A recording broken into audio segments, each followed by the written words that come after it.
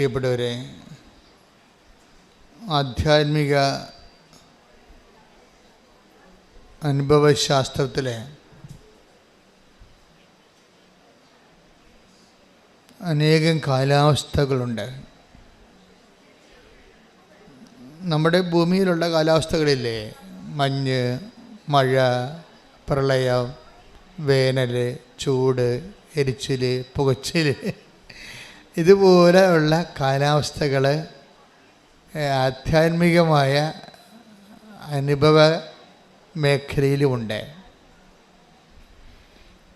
ഇതിനെ എങ്ങനെയാണ് നമ്മൾ മാസ്റ്റർ ചെയ്യണത്? ഈ ഒരു കാലഘട്ടത്തിലൂടെ പോയാൽ എങ്ങനെയാണ് ഇതിനെ നമ്മൾ കൈകാര്യം ചെയ്യുന്നത്? ചില സമയത്ത് നമുക്ക് വിശ്വാസം പൂർണ്ണമായിട്ടും പോവുകയും ദൈവത്തെ അനുഭവിക്കാൻ പറ്റാതിരിക്കുകയും ദൈവം ഉണ്ടോ എന്ന് പോലും നമുക്ക് സംശയം തോന്നുന്ന സമയമുണ്ടാകും. എത്ര വിശ്വാസികളായാലും ഈ ഒരു കാലാവസ്ഥയിലൂടെ കടന്നു പോകാതെ വിശ്വാസത്തിൽ തുടരാൻ പറ്റത്തില്ല. ദൈവം ഉണ്ടോ? ഇതൊക്കെ ചുമ്മാ പറയണതാണോ? അതൊരു റാഷണലിസ്റ്റുകളുടെ നിഗമനമാണ് ശരി? നമ്മൾക്ക് ഒരു അനുഭവം കിട്ടാത്തിടത്തോളം കാലം നിങ്ങളുടെ ഫെയ്ത്ത് ടെസ്റ്റഡ് അല്ല. ഇപ്പം നമ്മളൊരു എന്തെങ്കിലും സാധനങ്ങൾ, കമ്പനിയിൽ നിന്ന് ഇറക്കുന്ന സാധനങ്ങൾ, ഇലക്ട്രോണിക്സ് ആയാലും, അപ്പോൾ നമ്മളത് വാങ്ങിക്കുമ്പോൾ ഒഫീഷ്യലായിട്ട് അതിൽ ഓതറൈസ്ഡ് ആയിട്ടുള്ള കമ്പനിയാണെങ്കിൽ ടെസ്റ്റഡ് എന്ന് എഴുതിയിട്ടുണ്ടാവും. ബൾബായാലും ശരി, ടോർച്ചായാലും ശരി, അല്ലെങ്കിൽ വേറെ എന്തെങ്കിലും നമ്മൾ ഉപയോഗിക്കുന്ന ചാർജറാ, ടെസ്റ്റഡ് എന്ന് വെച്ച് കഴിഞ്ഞാൽ കമ്പനിയുടെ ഡിപ്പാർട്ട്മെൻറ്റ് ടെസ്റ്റ് ചെയ്തിട്ടുണ്ട്, അതുകൊണ്ട് ഇത് സത്യമാണ്, നിങ്ങൾക്ക് ഉപയോഗിച്ചാൽ മതി, റെഡി ടു യൂസ്. ടെസ്റ്റഡ് എന്ന് വെച്ചാൽ റെഡി ടു യൂസ്, വേറെ പ്രശ്നങ്ങളൊന്നും ഇല്ലെന്നാണ്. നിങ്ങൾക്കൊരു ദൈവാനുഭവം ഇല്ലെങ്കിൽ നിങ്ങൾ ടെസ്റ്റഡ് അല്ല. ഫെയ്ത്ത് ടെസ്റ്റഡ് ഫെയ്ത്ത് ആകുമ്പോൾ നമുക്ക് എന്താ പറയണത്, റിലേ ചെയ്യാൻ പറ്റും. പണ്ട് ഇപ്പോഴൊക്കെ പാലം പണിയെ കണ്ടിട്ടില്ലേ? ഇപ്പോഴൊക്കെ 1000 ടൺ വെയിറ്റുള്ള വണ്ടി കയറിപ്പോകാൻ വേണ്ടി മാത്രം സിമൻറ്റും കമ്പിയും അതിൻ്റെ കേജും അതിൻ്റെ സിമൻറ്റും അതിൻ്റെ കുഴയും ഒക്കെ അതിൻ്റെ ഒരു കിലോനാ മറ്റേ എടുത്ത് കമ്പ്യൂട്ടറിൽ വെച്ച് കൊടുത്തു കഴിഞ്ഞാൽ കമ്പ്യൂട്ടർ ഉടനെ കാണിക്കും ഇത് ഓക്കെയാണ് എന്ന് പറയുന്നത്. പണ്ടങ്ങനെ നമുക്കില്ലായിരുന്നു, അതുകൊണ്ടാണ് പാലങ്ങളൊക്കെ ഒടിഞ്ഞു വീഴുന്നത്. ഇപ്പോൾ എല്ലാം ടെസ്റ്റഡാണ്. കമ്പി കയറ്റി അതിൻ്റെ കോൺക്രീറ്റിൻ്റെ ഒരു കഷ്ണം എടുത്തിട്ട് അവർ ടെസ്റ്റ് ചെയ്ത് നോക്കുമ്പോൾ കമ്പ്യൂട്ടർ കാണിക്കും എത്ര കൊല്ലം വരെ ഈ പാലം നിൽക്കും, എന്തുമാത്രം ടൺ ഭാരങ്ങൾ കയറ്റി ഇറക്കാൻ പറ്റുമെന്നുള്ളതെല്ലാം പാലം പണിയുന്ന മുമ്പ് തന്നെ നമുക്ക് അതിൻ്റെ കുഴയുണ്ടെങ്കിൽ ടെസ്റ്റ് ചെയ്ത് പറയാൻ പറ്റും. പണ്ട് ടെസ്റ്റ് ചെയ്യാൻ പറ്റത്തില്ല. രാജാക്കന്മാരുടെ കാലത്ത് പണിത പാലങ്ങൾ ഇപ്പോഴും നിലനിൽക്കുന്നുണ്ട്. അതെങ്ങനെ ടെസ്റ്റ് ചെയ്തിരിക്കണത്? രാജാക്കന്മാരെല്ലാം ആനകളെ കൊണ്ടാണ് ജീവിക്കണത്. ഇപ്പോൾ തന്നെ ഒരു സ്ഥലം നടത്തിയെടുക്കണത് പിടി നടത്തിയെന്ന് പറയാം. അവർ പിടി നടത്തി വെച്ചാൽ പിടി ആനയെ കൊണ്ട് നടത്തിയാണ് അതിനെ നമ്മളത് നമ്മുടെ ഉടമസ്ഥയിലേക്ക് ആക്കി തീർക്കുന്നത്. ഇപ്പം കരം അടക്കാൻ പറ്റുന്ന രീതിയിലാക്കി അതിനെ പിടി നടത്തിയെന്നാണ് പറയണത്. ഇതുപോലെ തന്നെ പാലത്തിൻ്റെ കാലവും പാലം ആനയെ കയറ്റിയിറക്കും, ഒരാനയെ കയറ്റിയിറക്കും അതിലൂടെ, എന്നിട്ട് മാത്രമേ പിന്നെ രാജാവ് നടക്കത്തുള്ളൂ. ഇപ്പോൾ എഞ്ചിനീയർമാർ അപ്പുറത്തും ഇപ്പുറത്തും ശ്വാസം അടക്കി നിൽക്കും. പാലം പണിത ആൾക്കാർ ആന കയറുമ്പോൾ എങ്ങാനും പാലം ഇടിഞ്ഞെങ്കിൽ അപ്പം തന്നെ, വേറെ വിചാരണമൊന്നുമില്ല, എഞ്ചിനീയറിൻ്റെ തല അപ്പം തന്നെ പോകും. ഈ ജനാധിപത്യ കാലമല്ലല്ലോ. പക്ഷേ ആന കയറി ഇറങ്ങിക്കഴിയുമ്പോൾ എൻജിനീയറിനൊരു ശ്വാസം വരും. ടെസ്റ്റഡാണ്. അപ്പം വലിയ വാസകം, കാശ് കിട്ടും, സമ്മാനം കിട്ടും, അങ്ങനെ കുറേ നടപടിയുണ്ട് ടെസ്റ്റഡായ. ഇതുപോലെ നമ്മുടെ ജീവിത പ്രശ്നങ്ങളാകുന്ന ആനകൾ കയറി നിരങ്ങാതെ നമ്മുടെ വിശ്വാസം ടെസ്റ്റ് ചെയ്തതായിട്ട് ദൈവം കണക്കാക്കത്തില്ല. So that is why so many ക്ലേശം. ഒത്തിരി പ്രയാസങ്ങളുള്ളത് അതുകൊണ്ടാണ് നമ്മുടെ ജീവിതത്തിൽ പ്രശ്നങ്ങൾ ഉണ്ടാകുന്നതിൻ്റെ കാരണം നമ്മളെ ടെസ്റ്റ് ചെയ്യാൻ വേണ്ടിയാണ്. ഇത് റിലേറ്റ് ചെയ്യാൻ പറ്റുമോ, ഇനി ദൈവത്തിന് ഇനി ദൈവികമായ പദ്ധതികളുമായിട്ട് മുന്നോട്ട് പോകാൻ നിത്യത വരെ ഈ ആത്മാവിനെ ടെസ്റ്റ് ചെയ്യാൻ പറ്റുമോ. നമ്മളൊരു ഹ്യൂമൻ സോളെന്ന് പറയും. ഞങ്ങൾക്ക് പഠിക്കുമ്പോൾ ഹ്യൂമൻ സോളിൻ്റെ ഒരു പ്രത്യേകത, ഇത് ദൈവത്തിൻ്റെ മഹത്വത്തിൻ്റെ ഡിഗ്രീസ് ഓഫ് പെർഫെക്ഷൻസിലേക്ക്, ദൈവമഹത്വത്തിൻ്റെ വ്യത്യസ്തങ്ങളായ തലങ്ങളിലേക്ക്, ഉയർന്ന തലങ്ങളിലേക്ക് കൃപ ആർജിക്കുന്ന അനുസരിച്ച് ഇതിൻ്റെ ആനന്ദം വർദ്ധിച്ചുകൊണ്ടിരിക്കും. അപ്പോൾ നിത്യാനന്ദം നമ്മൾ പൊതുവെ പറഞ്ഞാൽ ഓരോ മനുഷ്യന്മാർ അനുഭവിക്കുന്നത് അവർക്ക് ആർജിച്ച കൃപയ്ക്ക് ആനുപാതികമായിട്ടായിരിക്കും. അപ്പോൾ ഭൂമിയിൽ നമ്മുടെ ജീവിതത്തെ സംബന്ധിച്ചിടത്തോളം എന്തുമാത്രം കൃപ നമുക്ക് ആർജിക്കാൻ പറ്റും, അത്രയും ടെസ്റ്റുകളിലൂടെ നമ്മൾ കടന്നു പോകും. ആ ടെസ്റ്റ് പലപ്പോഴും ചില ആൾക്കാർ ടെസ്റ്റ് ഒത്തിരിയേറെ പ്രലോഭിതരാണെങ്കിൽ ടെസ്റ്റിൽ വീടും പോകും.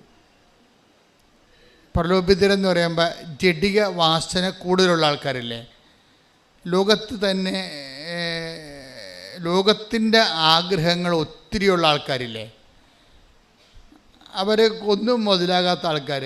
അവർ ഓരോരോ സാധനവും മറ്റുള്ളവർക്ക് എന്തെങ്കിലും ഉണ്ടെങ്കിൽ അവർ നോക്കിയിട്ട് അവരെന്താ ചെയ്യണത് അനുസരിച്ചിട്ട് അവർ മാറി ഇപ്പോൾ അവർ ഗ്രാനൈറ്റ് മാറ്റിയിട്ട് മാർബിൾസാ വല്ലതൊക്കെ ഇടുകയാണെങ്കിൽ ഉടനെ അവരാദ്യം ഇത് ചെയ്തിരുന്നത് ഈ ടൈൽസ് പൊളിച്ചാണ് അവർ മാർബിൾ ഇട്ടത്. അപ്പോൾ അപ്പുറത്തെ വീട്ടുകാർ മാർബിൾ പൊളിച്ച് ഗ്രാനൈറ്റ് ഇട്ട്, അപ്പോൾ അത് ഇപ്പോൾ ഇവർ ഗ്രാനൈറ്റ് പൊളിക്കാൻ തുടങ്ങി. ഇങ്ങനെ പൊളിച്ചും പണിതും അവർക്കൊന്നും മുതലാകത്തില്ല. അതാണ് ലോകത്തിൻ്റെ ആൾക്കാരെന്ന് പറയണത്. ഓരോരോ ആൾക്കാർ സമൂഹത്തിൽ നിലവാരം ഉണ്ടാക്കാൻ വേണ്ടി ഓരോ അഭ്യാസം കാണിക്കും. ഒന്നാം സ്ഥാനത്ത് സമൂഹത്തിൽ അംഗീകാരം കിട്ടാൻ വേണ്ടി പണം കൊണ്ടുള്ള കളികളാണ്. അപ്പോൾ ഈ അംഗീകാരം കിട്ടാൻ വേണ്ടി നിലവിലിരിക്കുന്ന ഓരോ എന്ന് വെച്ച് കഴിഞ്ഞാൽ മറ്റേ ആളെപ്പോലെ അല്ല ഞാൻ ഇത്തിരി കേമനാണ്, അത്രേ ഉള്ളൂ. അതാണ് ലോകത്തിൻ്റെ ആൾക്കാരെന്ന് പറയുന്നത്. മറ്റേ ആളെപ്പോലെയല്ല ഞാൻ ഇത്തിരി കേമനാണ്. അപ്പോൾ അതുകൊണ്ട് ചിലരിങ്ങനെ ജിമിക്കിടും, അപ്പോൾ എല്ലാവരും ജിമിക്കിടും. അപ്പോൾ പറഞ്ഞാൽ ഇപ്പോൾ എല്ലാവരും ഒരുപോലെയാണ്, അതുകൊണ്ട് മേൽക്കാത് കുത്തിയേക്കാന്ന് വിചാരിക്കും. അങ്ങനെ മേൽക്കാത് കുത്തും. ഇപ്പോൾ അങ്ങനെയാണ് ഓരോ സാധനങ്ങൾ പറഞ്ഞത്. നമ്മുടെ ഈ ആഡംബരങ്ങൾ വരണത് അങ്ങനെയാണ്. പക്ഷേ മറ്റേ ആൾക്കാരെക്കാൾ മെച്ചമാണ് താനെന്ന് അറിയിച്ചുകൊണ്ട് ഞാൻ അത്ര കുറഞ്ഞ പുള്ളിയല്ല എന്ന് പറഞ്ഞുകൊണ്ട് നമ്മൾ ഈ സെൽഫ് ബൂസ്റ്റ് ചെയ്യും. സെൽഫ് ബൂസ്റ്റിംഗ് എന്ന് വരുമ്പോൾ എന്താ പ്രശ്നം? അപ്പോൾ ഇവർക്ക് ഉണ്ടാകുന്ന പ്രശ്നം എപ്പോഴും അവർ പ്രലോഭനത്തിന് വശംവദരായിക്കൊണ്ടിരിക്കും. പുതിയ പ്രലോഭനങ്ങളുണ്ട്, എന്നിട്ട് പുതിയ നിരാശ ഉണ്ടാകും. അപ്പോൾ what is happening? We create sufferings.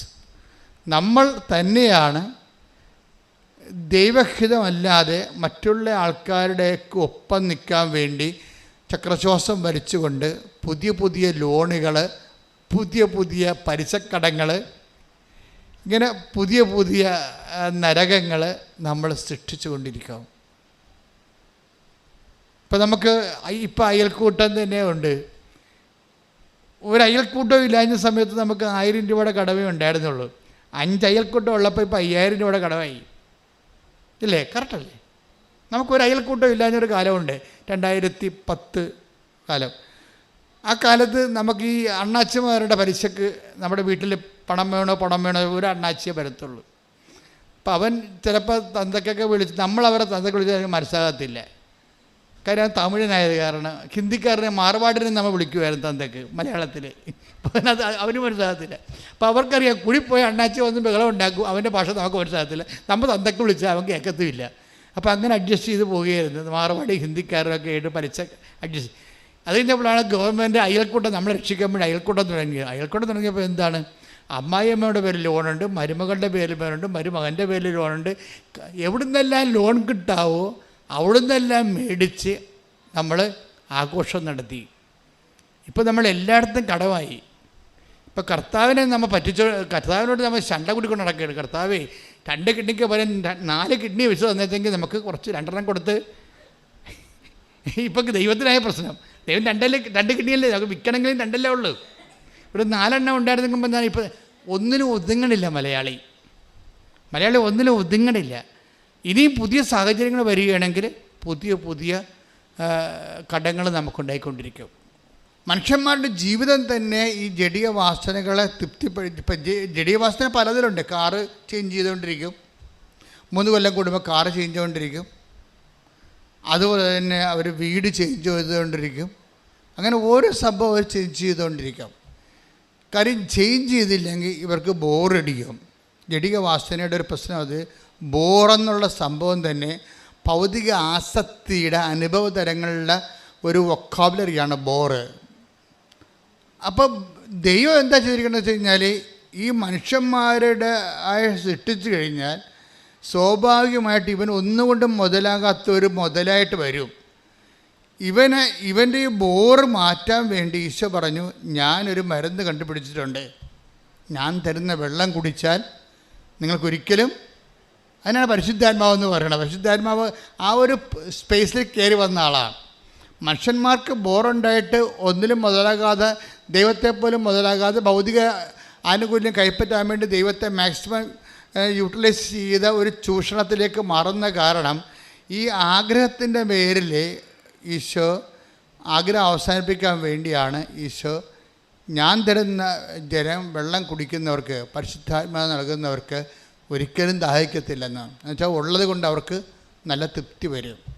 പൗലോസ് അപ്പോസ്തലൻ പറയും, ഉള്ളത് കൊണ്ടൊക്കെ തൃപ്തിപ്പെടുന്നവർക്ക് മാത്രമേ take the bread of God. 1 തിമോത്തിയോസ് 6:6 ഉള്ളത് കൊണ്ട് തൃപ്തിപ്പെടുന്നവന്, പറഞ്ഞേ, ഉള്ളത് കൊണ്ട് തൃപ്തിപ്പെടുന്നവന് ദൈവഭക്തി വലിയൊരു നേട്ടമാണ്. അപ്പോൾ ദൈവഭക്തി കൊണ്ട് നേട്ടം ആർക്കാണ്? ഉള്ളത് കൊണ്ട് തൃപ്തിപ്പെടുന്നവനെ. ഉള്ളത് കൊണ്ട് തൃപ്തിപ്പെടാത്ത ആൾക്കാർക്ക് ദൈവഭക്തി കോട്ടമാണ്. അതാണ് വിഷയം വരുന്നത്. അപ്പോൾ എപ്പോഴും പ്രെയർ പോകേണ്ടത്, നിങ്ങൾക്ക് ആവശ്യമുള്ള സംഭവങ്ങൾ ദൈവം മാനിക്കുന്നുണ്ട്. ആവശ്യമുള്ള, ഇപ്പോൾ ഒറ്റ മുറി വീട്ടിൽ താമസിക്കുകയാണ്. ആദ്യം ഭർത്താവും ഭാര്യയുമായപ്പോൾ അവർക്ക് ഒരു ഗ്യാസ് വെച്ച് ഒരു കട്ടിലിട്ട് കഴിഞ്ഞാൽ വലിയ കുഴപ്പമില്ലായിരുന്നു. അവിടെ 2 കുഞ്ഞുങ്ങളായി. കുഞ്ഞുങ്ങൾ വളർന്നു കഴിഞ്ഞാൽ തീർച്ചയായിട്ടും അവർക്ക് 3 മുറിയുള്ള വീടും വരാന്തയും റീഡിങ് റൂം, പഠിക്കണ കുഞ്ഞുങ്ങളാണെങ്കിൽ പഠനമുറിയും എല്ലാം വേണം. അപ്പോൾ ആവശ്യത്തിന് കുഴപ്പമില്ല. അനാവശ്യത്തിനാണ് കുഴപ്പം വരുന്നത്. ആഡംബരമില്ലേ, ആഡംബരത്തിലേക്ക് വരുമ്പോൾ ആത്മാവ് മാറിപ്പോവും. അതുകൊണ്ടാണ് ഈശോ പറഞ്ഞത് നിങ്ങൾക്കിതൊക്കെ ആവശ്യമാണെന്ന്. ആവശ്യങ്ങളല്ലേ. ഇപ്പോൾ 6:33 എടുത്ത് മത്തായിയുടെ സുവിശേഷം, നിങ്ങൾ ആദ്യം അവിടുത്തെ രാജ്യവും അവിടുത്തെ നീതിയും അന്വേഷിക്കുക, അതോടൊപ്പം മറ്റുള്ളവയെല്ലാം നിങ്ങൾക്ക് ലഭിക്കും. അത് എന്താ പ്രശ്നം വെച്ച് കഴിഞ്ഞാൽ, നമുക്ക് ലഭിക്കുന്നതിന് അടിസ്ഥാനപ്പെടുത്തിയിരിക്കുന്നത് നമുക്ക് ചോദിക്കുന്നതനുസരിച്ച് മാത്രമല്ല. നമുക്ക് 2 തരത്തിൽ ദൈവത്തിൽ നിന്ന് അലോട്ട്മെൻ്റ് ഉണ്ട്. അനുഗ്രഹത്തിൻ്റെ അലോട്ട്മെൻറ്റ് 2 തരത്തിലാണ് നമുക്കുള്ളത്. 2 മാർഗ്ഗം നിങ്ങൾക്ക് ഉപയോഗിക്കാം. ഒന്ന്, ചോദിക്കുവിൻ നിങ്ങൾക്ക് ലഭിക്കും. Take the word of God. Hallelujah ഹല്ലേലൂയ ഹല്ലേലൂയ ഹല്ലേലൂയ. യേശുവേ നന്ദി ഹല്ലേലൂയ ഹല്ലേലൂയ. മത്തായി 7:7. മത്തായി 7:7. ചോദിക്കുവിൻ നിങ്ങൾക്ക് ലഭിക്കും. പറഞ്ഞേ, ചോദിക്കുവിൻ നിങ്ങൾക്ക് ലഭിക്കും. ചോദിക്കുവിൻ നിങ്ങൾക്ക് ലഭിക്കും. അന്വേഷിക്കുവിൻ നിങ്ങൾ കണ്ടെത്തും. അന്വേഷിക്കുവിൻ നിങ്ങൾ കണ്ടെത്തും. മുട്ടുവിൻ നിങ്ങൾക്ക് തുറന്നു കിട്ടും. മുട്ടുവിൻ നിങ്ങൾക്ക് തുറന്നു കിട്ടും. ഇപ്പം കേവലമായ പ്രാർത്ഥനയെക്കുറിച്ചാണ് പറയണത്. നമുക്ക് ലഭിക്കുന്നതിൻ്റെ ഒരു മാർഗം ദൈവത്തോട് ചോദിക്കുകയാണ്. ലഭിക്കുന്നതിൻ്റെ 2ാമത്തെ മാർഗം എന്താണ്? നമ്മൾ നമ്മുടെ പൊസിഷൻസ് കറക്റ്റ് ചെയ്യും. അപ്പോൾ ഓട്ടോമാറ്റിക്കായിട്ട് ചോദിക്കാതെ തന്നെ കിട്ടിക്കൊണ്ടേയിരിക്കും. എന്ന് വെച്ച് കഴിഞ്ഞാൽ അതാണ് 6:33 എന്താ പറയണത്? ഇതൊക്കെ നിങ്ങൾക്ക് ആവശ്യമാണെന്ന് പറഞ്ഞ് ഇതൊക്കെ നിങ്ങൾക്ക് ആവശ്യമാണെന്ന് എൻ്റെ സ്വർഗസ്ഥനായ പിതാവ് അറിയുന്നു. നിന്റെ സ്വർഗസ്ഥനായ പിതാവ് അറിയുന്നു. നിങ്ങൾ ആദ്യം ദൈവരാജ്യവും അതിന്റെ നീതിയും അന്വേഷിക്കുക, ബാക്കിയുള്ളത് ചേർത്ത് നൽകപ്പെടും. അപ്പൊ ചേർത്ത് നൽകപ്പെടുന്ന ഒരു വിഷയമുണ്ട്. അതായത് നീ നടക്കേണ്ട വഴി നിന്റെ മുഖത്ത് നോക്കി ഞാൻ നിന്നെ ഉപദേശിക്കും. സങ്കീർത്തനം 32:8. സങ്കീർത്തനം 8-ാം തിരുവചനം. ഞാൻ നിന്നെ ഉപദേശിക്കാം, നീ നടക്കേണ്ട വഴി കാണിച്ചു തരാം, ഞാൻ നിന്റെ മേൽ ദൃഷ്ടി ഉറപ്പിച്ച് നിന്നെ ഉപദേശിക്കാം. ഇപ്പം എന്താ പ്രശ്നം? നമ്മളുടെ എല്ലാ A-Z കാര്യങ്ങളും ദൈവം ചാർട്ട് ചെയ്തിട്ടുണ്ട്. ആ ചാർട്ട് വഴി നിങ്ങളെ ദൈവത്തിൻ്റെ എക്സ്പെൻസിൽ തന്നെ നടത്തും. അപ്പം നമ്മുടെ കയ്യിൽ നിന്ന് എക്സ്പെൻഡിച്ചർ ഇല്ല, അത് ഓട്ടോമാറ്റിക്കായിട്ട് സംഭവിക്കുന്നതാണ്. അതിനെന്ത് ചെയ്യണം? എന്താ ചെയ്യേണ്ടത്? ആദ്യം ദൈവരാജ്യം എന്ന് പറഞ്ഞാൽ എന്താണ്? ദൈവത്തിൻ്റെ മനസ്സ്. ഓരോ വിഷയത്തെക്കുറിച്ച് ദൈവത്തിൻ്റെ മനസ്സുണ്ടാവും. ആദ്യം ദൈവത്തിൻ്റെ മനസ്സ്. ഈ വിഷയത്തിൽ ദൈവത്തിൻ്റെ മനസ്സെന്താണ്? അപ്പം നിൻ്റെ മനസ്സല്ല, നിൻ്റെ വീട്ടുകാരുടെ മനസ്സല്ല. ഇവിടെയാണ് ഇടിവെട്ട് പ്രശ്നങ്ങൾ നടക്കുന്നത്. കുടുംബത്തിൽ ഏറ്റവും കൂടുതൽ പ്രോബ്ലംസ് നടക്കുന്നത് ഇവിടെയാണ്. കാരണം ദൈവത്തിൻ്റെ മനസ്സ് എന്ന് പറഞ്ഞാൽ നിങ്ങൾ ദൈവത്തിൻ്റെ മനസ്സ് അനുസരിച്ച് മാത്രം എന്നെ നടത്തണമെന്ന് നിങ്ങൾ പ്രാർത്ഥിക്കുന്നുവോ, നമ്മളെപ്പോഴും പ്രാർത്ഥിക്കുന്നുണ്ടെങ്കിലും അത് നമ്മൾ മീൻ ചെയ്യുന്നില്ല. ഇപ്പോൾ സ്വർഗസ്ഥനായ ഞങ്ങളുടെ പിതാവേ എന്നുള്ള പ്രാർത്ഥനയില്ലേ? അങ്ങയുടെ നാമം പൂജിതമാകണമേ, അങ്ങയുടെ രാജ്യം വരണമേ, അങ്ങയുടെ തിരുമനസ്സ് ഒരു ഭൂമിയിലുമാകണം. പക്ഷെ നമ്മളത് പ്രാർത്ഥിക്കുന്നുണ്ടെങ്കിലും മീൻ ചെയ്യണില്ല, നമ്മളത് ഉദ്ദേശിക്കണില്ല. അത് ദൈവത്തിനറിയാം. ചുമ്മാ പണ്ടൊരു പ്രാർത്ഥന പഠിച്ചു വെച്ചിരിക്കണ കാരണം കണാകുണ അതിന് മറുപടി പറഞ്ഞുകൊണ്ടിരിക്കുകയാണ്. അല്ലാതെ ഈ ജീവികളാരും ഇത് ഉദ്ദേശിക്കണില്ലെന്ന് ദൈവത്തിനറിയാം. അതുകൊണ്ടാണ് ദൈവം ആ ഫയൽ എടുക്കണില്ലല്ലോ. നമ്മൾ എത്ര 1000 സ്വർഗസ്ഥനായ പിതാവ് ചൊല്ലിയാലും ദൈവം ആ ഫയൽ എടുക്കത്തില്ല. കാര്യം ഇവർ ഉദ്ദേശിക്കേണ്ടതെന്ന് ദൈവത്തിനറിയാം. പക്ഷെ വൺസ് നമ്മളിതിൻ്റെ ദൈവശാസ്ത്രം മനസ്സിലാക്കി, ദൈവത്തിൻ്റെ മനസ്സ് മനസ്സിലാക്കി, നമ്മൾ ഉദ്ദേശിക്കുന്നുണ്ടെന്ന് ദൈവത്തോട് പറയാമോ? ദൈവമേ, അങ്ങയുടെ മനസ്സ് തന്നെയാണ്. ഇപ്പം ചില കൊച്ചുകൾ ഇങ്ങനെയോട് വെച്ചാൽ ഞങ്ങൾ അഫെയറിലായിട്ട് 2 കൊല്ലമായി, പക്ഷേ ഇപ്പോൾ കർത്താവിന് എനിക്ക് ശരിയായിട്ട് അറിഞ്ഞു കഴിഞ്ഞപ്പോൾ എനിക്ക് തോന്നി ഇത് ദൈവം ഉദ്ദേശിക്കുന്നുണ്ടോ ഈ റിലേഷൻ. അച്ഛൻ പറഞ്ഞാൽ മതി. അച്ഛൻ അമ്മ പ്രത്യക്ഷപ്പെട്ട ആൾത്താറ എന്നുകൊണ്ട് അച്ഛൻ മെസ്സേജ് എടുത്ത് പറഞ്ഞാൽ മതി. എന്ത് റിസ്ക് ആണെങ്കിലും ഞാൻ ദൈവത്തിൻ്റെ ഇഷ്ടം അനുസരിച്ച് പാലിക്കത്തുള്ളൂ എന്ന് പറഞ്ഞു. അതാണ് പ്രശ്നം. അതിന് ഇത്തിരി തൻ്റെ ഇടം വേണം ശരിക്കും. നിങ്ങൾ അങ്ങയുടെ നാമം പൂജിതമാകണമേ, അങ്ങയുടെ തിരുമനസ് സ്വർഗത്തിലെ പോലെ ഭൂമിയിലും ആകണം എന്നൊക്കെ പറയുമ്പോഴേ, അങ്ങയുടെ തിരുമനസ് നിറവേണമെന്ന് നിങ്ങൾ പറയുമ്പോഴേ, നിങ്ങൾ സെലക്ട് ചെയ്ത വിഷയം, വീട്, സ്ഥലം, ഇങ്ങനെയുള്ള എല്ലാം നിങ്ങൾ പറയണ പോലെ ദൈവം നിങ്ങളുടെ അടിമയായി നിന്നുകൊണ്ട് നിങ്ങൾക്ക് ചെയ്തു തരണമെന്നാണ് ഉദ്ദേശിക്കുന്നത്. അത് പ്രെയറല്ല. അങ്ങനെ ഒരു പ്രെയർ ചെയ്യുന്ന ആളെയും ദൈവം അംഗീകരിക്കണില്ല. പിന്നെ എന്തെങ്കിലും കാണിച്ചു കൂട്ടിയിട്ട് പുറം വിചാരിക്കും. നിങ്ങൾ സത്യമായിട്ട് ദൈവത്തെ അന്വേഷിക്കുന്നുണ്ടെങ്കിൽ സത്യത്തെയാണ് അന്വേഷിക്കേണ്ടത്. നിങ്ങളുടെ കയ്യിരിക്കുന്ന എല്ലാ യാചനകളും അസത്യം ചേർന്നതാണ്. അതുകൊണ്ട് കർത്താവിനോട് പറയേണ്ടത്, കർത്താവേ, ഞാൻ ഉദ്ദേശിക്കുന്നത് ചിലപ്പോൾ കാനഡയിൽ പോയാൽ എനിക്ക് ചിലപ്പോൾ കാശ് കിട്ടുമായിരിക്കും കൂടുതൽ. കാശ് കിട്ടി ഞങ്ങളുടെ വീടൊക്കെ ഒന്ന് കാശ് കിട്ടിയാൽ മലയാളി ഉടനെ ചെയ്യണത് എന്താണ്? വീട് പൊളിക്കും. അല്ല പിന്നെ നല്ല വീടാണെങ്കിൽ അത് പൊളിക്കും. കാര്യം വെച്ചാൽ കാനഡയിൽ പോയവരും ഇംഗ്ലണ്ടിൽ പോണവരും ജീവിക്കണം എങ്ങനെയാണെന്ന് മലയാളിക്കറിയാം. ആ രീതി പൊളിച്ചിട്ട് അയൽവാസികൾ എവിടെയാണ് വിദേശത്ത് പോയിരിക്കുന്നത്, വിദേശ പൗരന്മാരെ പോലെ ഈ നാട്ടിൽ ജീവിക്കും. പിന്നെ അവസാനം എഴുതി വെക്കുകയും ചെയ്യും, ബിവെയർ ഓഫ് ഡോഗ്സ്. ഇതിന് വേണ്ടിയാണ് നീ ഉടമ്പടി എടുത്തിരിക്കുന്നത്. എന്തിനാണ്? നാട്ടുകാരെ വീട്ടിൽ കയറ്റാതെ പട്ടി കൊണ്ട് സൂക്ഷിക്കരുതെന്ന് എഴുതി വെക്കാൻ വേണ്ടിയുള്ള അഭ്യാസം. അതും ദൈവത്തിനറിയാം. അതുകൊണ്ട് ആദ്യമേ തന്നെ ചെയ്യേണ്ട ഈ സാധനം പൊളിച്ചെഴുത്ത് വേണം ഇവിടെ. എന്താണ്? കർത്താവേ, എന്താണെന്നല്ല, എനിക്ക് മര്യാദക്ക് നിൻ്റെ മകനാണ് ഞാൻ എലിക്കുഞ്ഞുമല്ല, ആട്ടുകുഞ്ഞുമല്ല, ആനക്കുഞ്ഞുമല്ല. എലിയാണെങ്കിൽ ഞാൻ മാളത്തിൽ താമസിച്ചാൽ മതിയായിരുന്നു, അല്ലേ? ആടാണെങ്കിൽ ഞാൻ ആലയിൽ താമസിച്ചാൽ മതിയായിരുന്നു, ആനയാണെങ്കിൽ ഞാൻ കൊട്ടിൽ താമസിച്ചാൽ മതിയായിരുന്നു. പക്ഷെ ഞാൻ മനുഷ്യനാണ്, നിൻ്റെ മകനാണ്, നിൻ്റെ മകളാണ്, ആ ഒരു മാന്യതയിൽ ഞാൻ ജീവിക്കണം. അതാണ് നമുക്ക് ആവശ്യമായ സംഭവം. നമ്മളാരും കുടിലും ജീവിക്കാൻ ദൈവം ഉദ്ദേശിക്കണില്ല. പക്ഷെ അതല്ല പ്രശ്നം. എന്തുകൊണ്ടാണ് വേസ്റ്റ് റൂംസ് നമ്മുടെ വീടുകളിൽ ഉണ്ടാകണത്? വേസ്റ്റ് റൂംസ്, ആവശ്യമില്ലാത്ത മുറികൾ എന്തിനാണെന്ന് ആർക്കും അറിയാൻ പാടില്ല. മുകളിലൊക്കെ സർവത്ര മുറികളാണ്. എന്തിനാണ്? ആ വീട്ടിൽ ആളുമില്ല, അവിടെ മക്കളൊക്കെ വിദേശത്ത് വേറെ വീട് വെച്ച് താമസിക്കുകയാണ്, കോടികളുടെ വീട്ടിൽ. അവർ വല്ലപ്പം കൂടെ വരത്തുള്ളൂ, ഇനി വരുവാന്ന് പോലും അറിയാൻ പാടില്ല. അപ്പം അങ്ങനെയൊക്കെയുള്ള സമയത്ത് എവിടെയൊക്കെ ചെറിയ പെശക സംഭവിക്കുന്നുണ്ട്. നമുക്കുള്ള എല്ലാ മണിയും ഇങ്ങനെ, നമുക്കുള്ള സമ്പത്ത് മുഴുവനും, ഇപ്പം ഗവൺമെൻറ് പോലും പട്ടിണിയില്ല.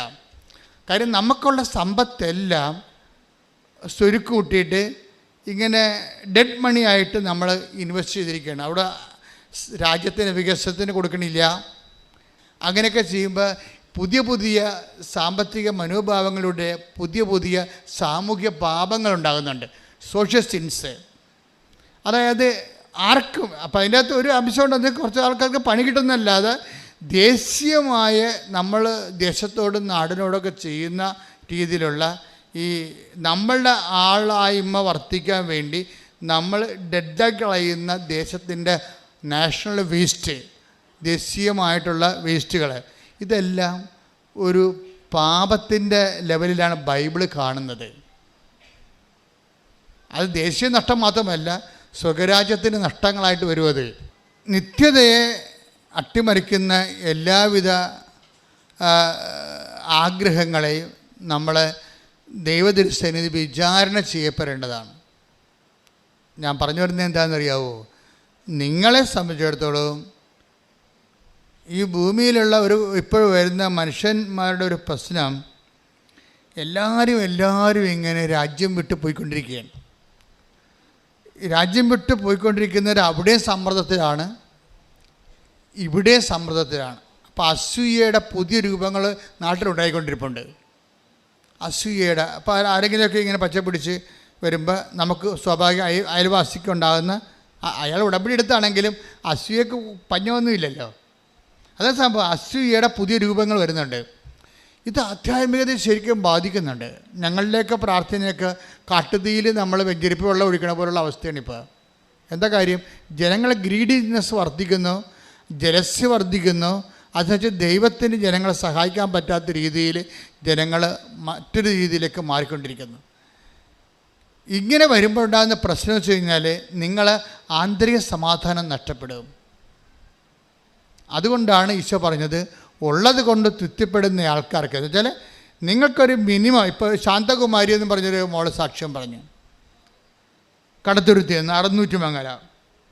ശാന്തകുമാരിയുടെ ഉടമ്പടി പെട്ടെന്ന് കത്തിയത് കത്തിയെന്ന് വെച്ചാൽ ശാന്തകുമാരി അനാവശ്യമായിട്ടൊന്നും ചോദിച്ചിട്ടില്ല. അതാണ് വിഷയം. ശാന്തകുമാരി ഈ പെട്ടെന്ന് കത്തണ ഉടമ്പടിയിലുള്ള പ്രത്യേകത എന്ന് വെച്ചാൽ അതിനകത്ത് അനാവശ്യ കാര്യങ്ങൾ ഉൾപ്പെടുത്താതിരുന്നാൽ, ആഡംബര കാര്യങ്ങൾ ഉൾപ്പെടുത്താതിരുന്നാൽ ഉടമ്പടി പെട്ടെന്ന് കത്തും. കാര്യം എന്താണ്? ഉടമ്പടി വർക്ക് ചെയ്യണത് AI മെത്തേഡിലാണ്. ആർട്ടിഫിഷ്യൽ ഇൻ്റലിജൻസ് ആദ്യം കണ്ടുപിടിച്ചത് എനിക്ക് തോന്നുന്നത് ഇതിൻ്റെ അകത്താണെന്ന് തോന്നുന്നത്. അതായത് ഈ മത്തായിയുടെ 6:33. കാര്യം നിങ്ങൾ ആദ്യം ദൈവരാജ്യത്തെയും അതിന് നീതിയെയും കുറിച്ച് അന്വേഷിച്ച് കഴിഞ്ഞാൽ ബാക്കിയുള്ളതെല്ലാം ഓട്ടോമാറ്റിക്കായിട്ടാണ് സംഭവം വർക്ക് ചെയ്യണത്. അതിനുവേണ്ടി പ്രത്യേകം വർക്ക് ചെയ്യേണ്ട കാര്യമില്ല. It is programmed. നിങ്ങൾ വീട് വേണം, കാറ് വേണം, മക്കളെ ഇംഗ്ലീഷ് മീഡിയം പഠിപ്പിക്കണമെന്ന് പ്രത്യേകം ഇനംതിരിച്ച് ദൈവത്തോട് പറയേണ്ട ആവശ്യമില്ല. എന്താണ്? ആദ്യം നിങ്ങൾ ദൈവരാജ്യത്തെയും അതിൻ്റെ നീതിയെയും കുറിച്ച് അന്വേഷിച്ചിട്ടുണ്ട്, ലൈഫൊന്ന് പ്രോഗ്രാം ചെയ്താൽ മതി. അപ്പോൾ ആർട്ടിഫിഷ്യൽ ഇൻ്റലിജൻസിൻ്റെ പ്രവർത്തനം പോലെ ഓട്ടോമാറ്റിക്കായിട്ട് നിങ്ങളുടെ ആവശ്യങ്ങൾ ദൈവം ആവശ്യമുള്ള സ്ഥലത്ത് കൊണ്ടുപോവുകയും നിറവേറ്റുകയും ചെയ്യും. അതാണ് ഈശോ പറഞ്ഞത്, നിങ്ങൾ ആദ്യം ദൈവരാജ്യത്തെക്കുറിച്ച് അന്വേഷിക്കണം, ബാക്കിയുള്ളത് ഓട്ടോമാറ്റിക്കാണെന്ന്. ശ്രുതിക്കട്ടെ. ഹല്ലേലൂയ.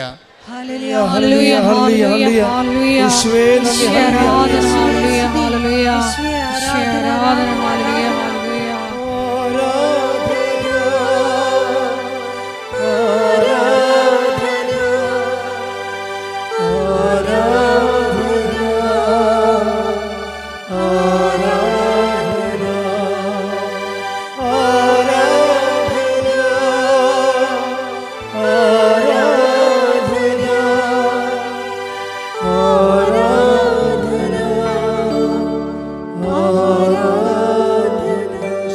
വിശ്വാസത്തോടെ പ്രാർത്ഥിക്കുക. പരിശുദ്ധ പരമദിവ്യകാരുണ്യത്തിന് എന്നേരവും ആരാധനയും സ്തുതിയും പുകഴ്ചയും ഉണ്ടായിരിക്കട്ടെ. പരിശുദ്ധ പരമദിവ്യകാരുണ്യത്തിന് എന്നേരവും ആരാധനയും സ്തുതിയും പുകഴ്ചയും ഉണ്ടായിരിക്കട്ടെ. പ്രാർത്ഥിക്കുക. കർത്താവേ, കർത്താവേ, അങ്ങയുടെ വചനങ്ങള് ജീവിതബന്ധിയായി അങ്ങ് നൽകുമ്പോൾ അത് അംഗീകരിക്കുവാനും നടപ്പിൽ വരുത്തുവാനും പൈതലിന്റെ സ്വർഗീയ വാഗ്ദാനങ്ങൾക്ക്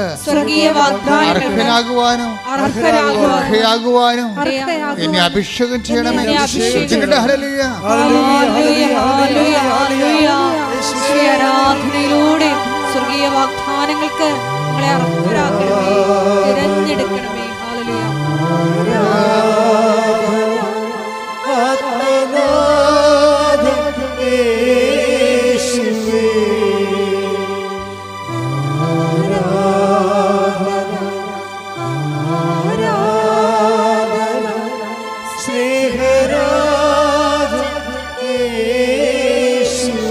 പരിശുദ്ധ പരമദിവ്യകാരുണ്യത്തിന് എന്നേരവും ആരാധനയും സ്തുതിയും പുകഴ്ചയും ഉണ്ടായിരിക്കട്ടെ. എൻ്റെ പ്രിയപ്പെട്ട ശാന്തകുമാരിയുടെ പ്രശ്നം എന്താണെന്നറിയാവോ? ശാന്തകുമാരിക്ക് പല പ്രശ്നങ്ങളാണ്. ഈ ക്ലേശങ്ങളെ കൊണ്ട് കുറേ ക്ലേശങ്ങളാണ്. ഒന്ന്, ഇവർ കടത്തുരുത്തി 600 മംഗലം ഉൾനാട്ടിലുള്ള ആളാണ്. അവരുടെ സ്ഥലത്ത് വെള്ളമില്ല. അതാണ് ഒരു പ്രശ്നം. സ്ഥലമല്ല, ഒരു അറിയാമല്ല, ഫെബ്രുവരി ആകുമ്പോൾ വെള്ളം വറ്റി പോകും. ആ വീട്ടിലോട്ട് വഴിയില്ല. രണ്ടാമത്തെ പ്രശ്നം, വെള്ളം വല്ലയിടത്തും പോയി കോരാമെന്ന് വെച്ച് കഴിഞ്ഞാൽ വഴിയില്ല. വെള്ളം വിലക്ക് വാങ്ങിക്കാമെന്ന് പറഞ്ഞാൽ വണ്ടി അവിടെ വന്ന് നിൽക്കത്തില്ല. വല്ലയിടത്തും വണ്ടി വന്നാൽ നമ്മൾ ചുമന്നുകൊണ്ട് വരണം വെള്ളം. ശാന്തകുമാരി ഒറ്റക്ക, മക്കളുണ്ട്, കല്യാണം കഴിച്ച് വിട്ടിട്ടുണ്ട്. അതുങ്ങളൊന്നും ഈ വീട്ടിൽ തിരിച്ചു വരത്തില്ല. അമ്മയോട് ഭയങ്കര ഇഷ്ടമൊക്കെയാണ്, പക്ഷെ അവരാരും വരത്തില്ല വീട്ടിലോട്ട്. മൂന്നാമത്തെ പ്രശ്നമാണ്. എന്താ വരാത്തത് കാര്യം? മക്കൾ വരാത്ത 2 കാര്യങ്ങൾ, 3 കാര്യങ്ങൾ. അപ്പം നേരിച്ച് മരിച്ചു പോകാൻ തോന്നുന്നു. അമ്മ മാത്രമേ ഉള്ളൂ. എന്നിട്ട് പോലും ആ അമ്മയെ തിരക്കി. അമ്മയോട് മക്കൾക്ക് ഇഷ്ടമാണെങ്കിലും പെമ്മക്കളാണെങ്കിലും വരാൻ പറ്റണില്ല അവർക്ക്. അവർ പറയണ, അമ്മ ഈ വീട്ടിൽ വരുമ്പോൾ എന്തോ നെഗറ്റീവ് എനർജിയാണ്. 4ാമത്തെ പ്രശ്നം. പിള്ളേരിപ്പോൾ പഠിച്ചപ്പോഴേ നെഗറ്റീവും പോസിറ്റീവൊക്കെ അറിയാമല്ലോ അവർക്ക്. അപ്പോൾ ഇവർ പറയണത് ഇപ്പോൾ നെഗറ്റീവ് എനർജിയാണെന്നാണ് പറയണത്. ഇതിൻ്റെ അകത്ത് ഇപ്പോൾ വെള്ളമില്ല, വഴിയില്ല, വീട്ടിൽ വരാൻ പറ്റണില്ല, നെഗറ്റീവ് എനർജിയാണ്. ഇതൊന്നുമല്ല, എവിടെ നോക്കിയാലും മൂർഖം പാമ്പ്. 4ാമത്തെ പ്രശ്നം. അപ്പോൾ ശാന്തകുമാരൻ മടുത്തു ജീവിതം. ഇവിടുത്തെ ആരും ഇത് 5ാമത്തെ പ്രശ്നം എന്താ അറിയാമോ? വിറ്റ് ചുട്ട് പോകാമെന്ന് വിചാരിച്ചാൽ ആരും എടുക്കാനും ഇല്ല.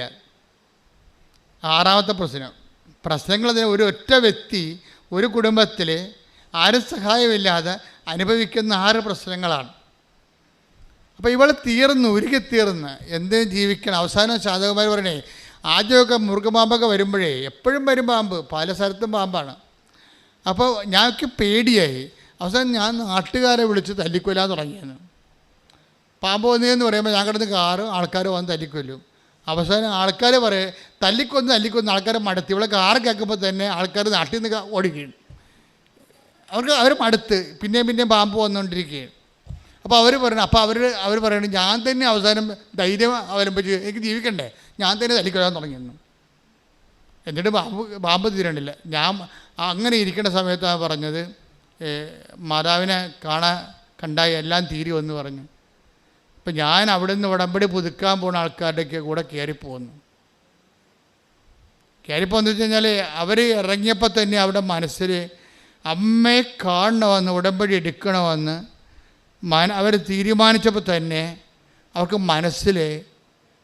മനസ്സിലായി എന്തോ അമ്മ ചെയ്യാൻ പോകുന്നുണ്ടെന്ന്. അതങ്ങനെയാണ് ഇവിടെ എന്താ ആ രീതി. അതാണ്, നിങ്ങൾ സത്യസന്ധരാണെങ്കിൽ തീരുമാനം എടുക്കുമ്പോൾ തന്നെ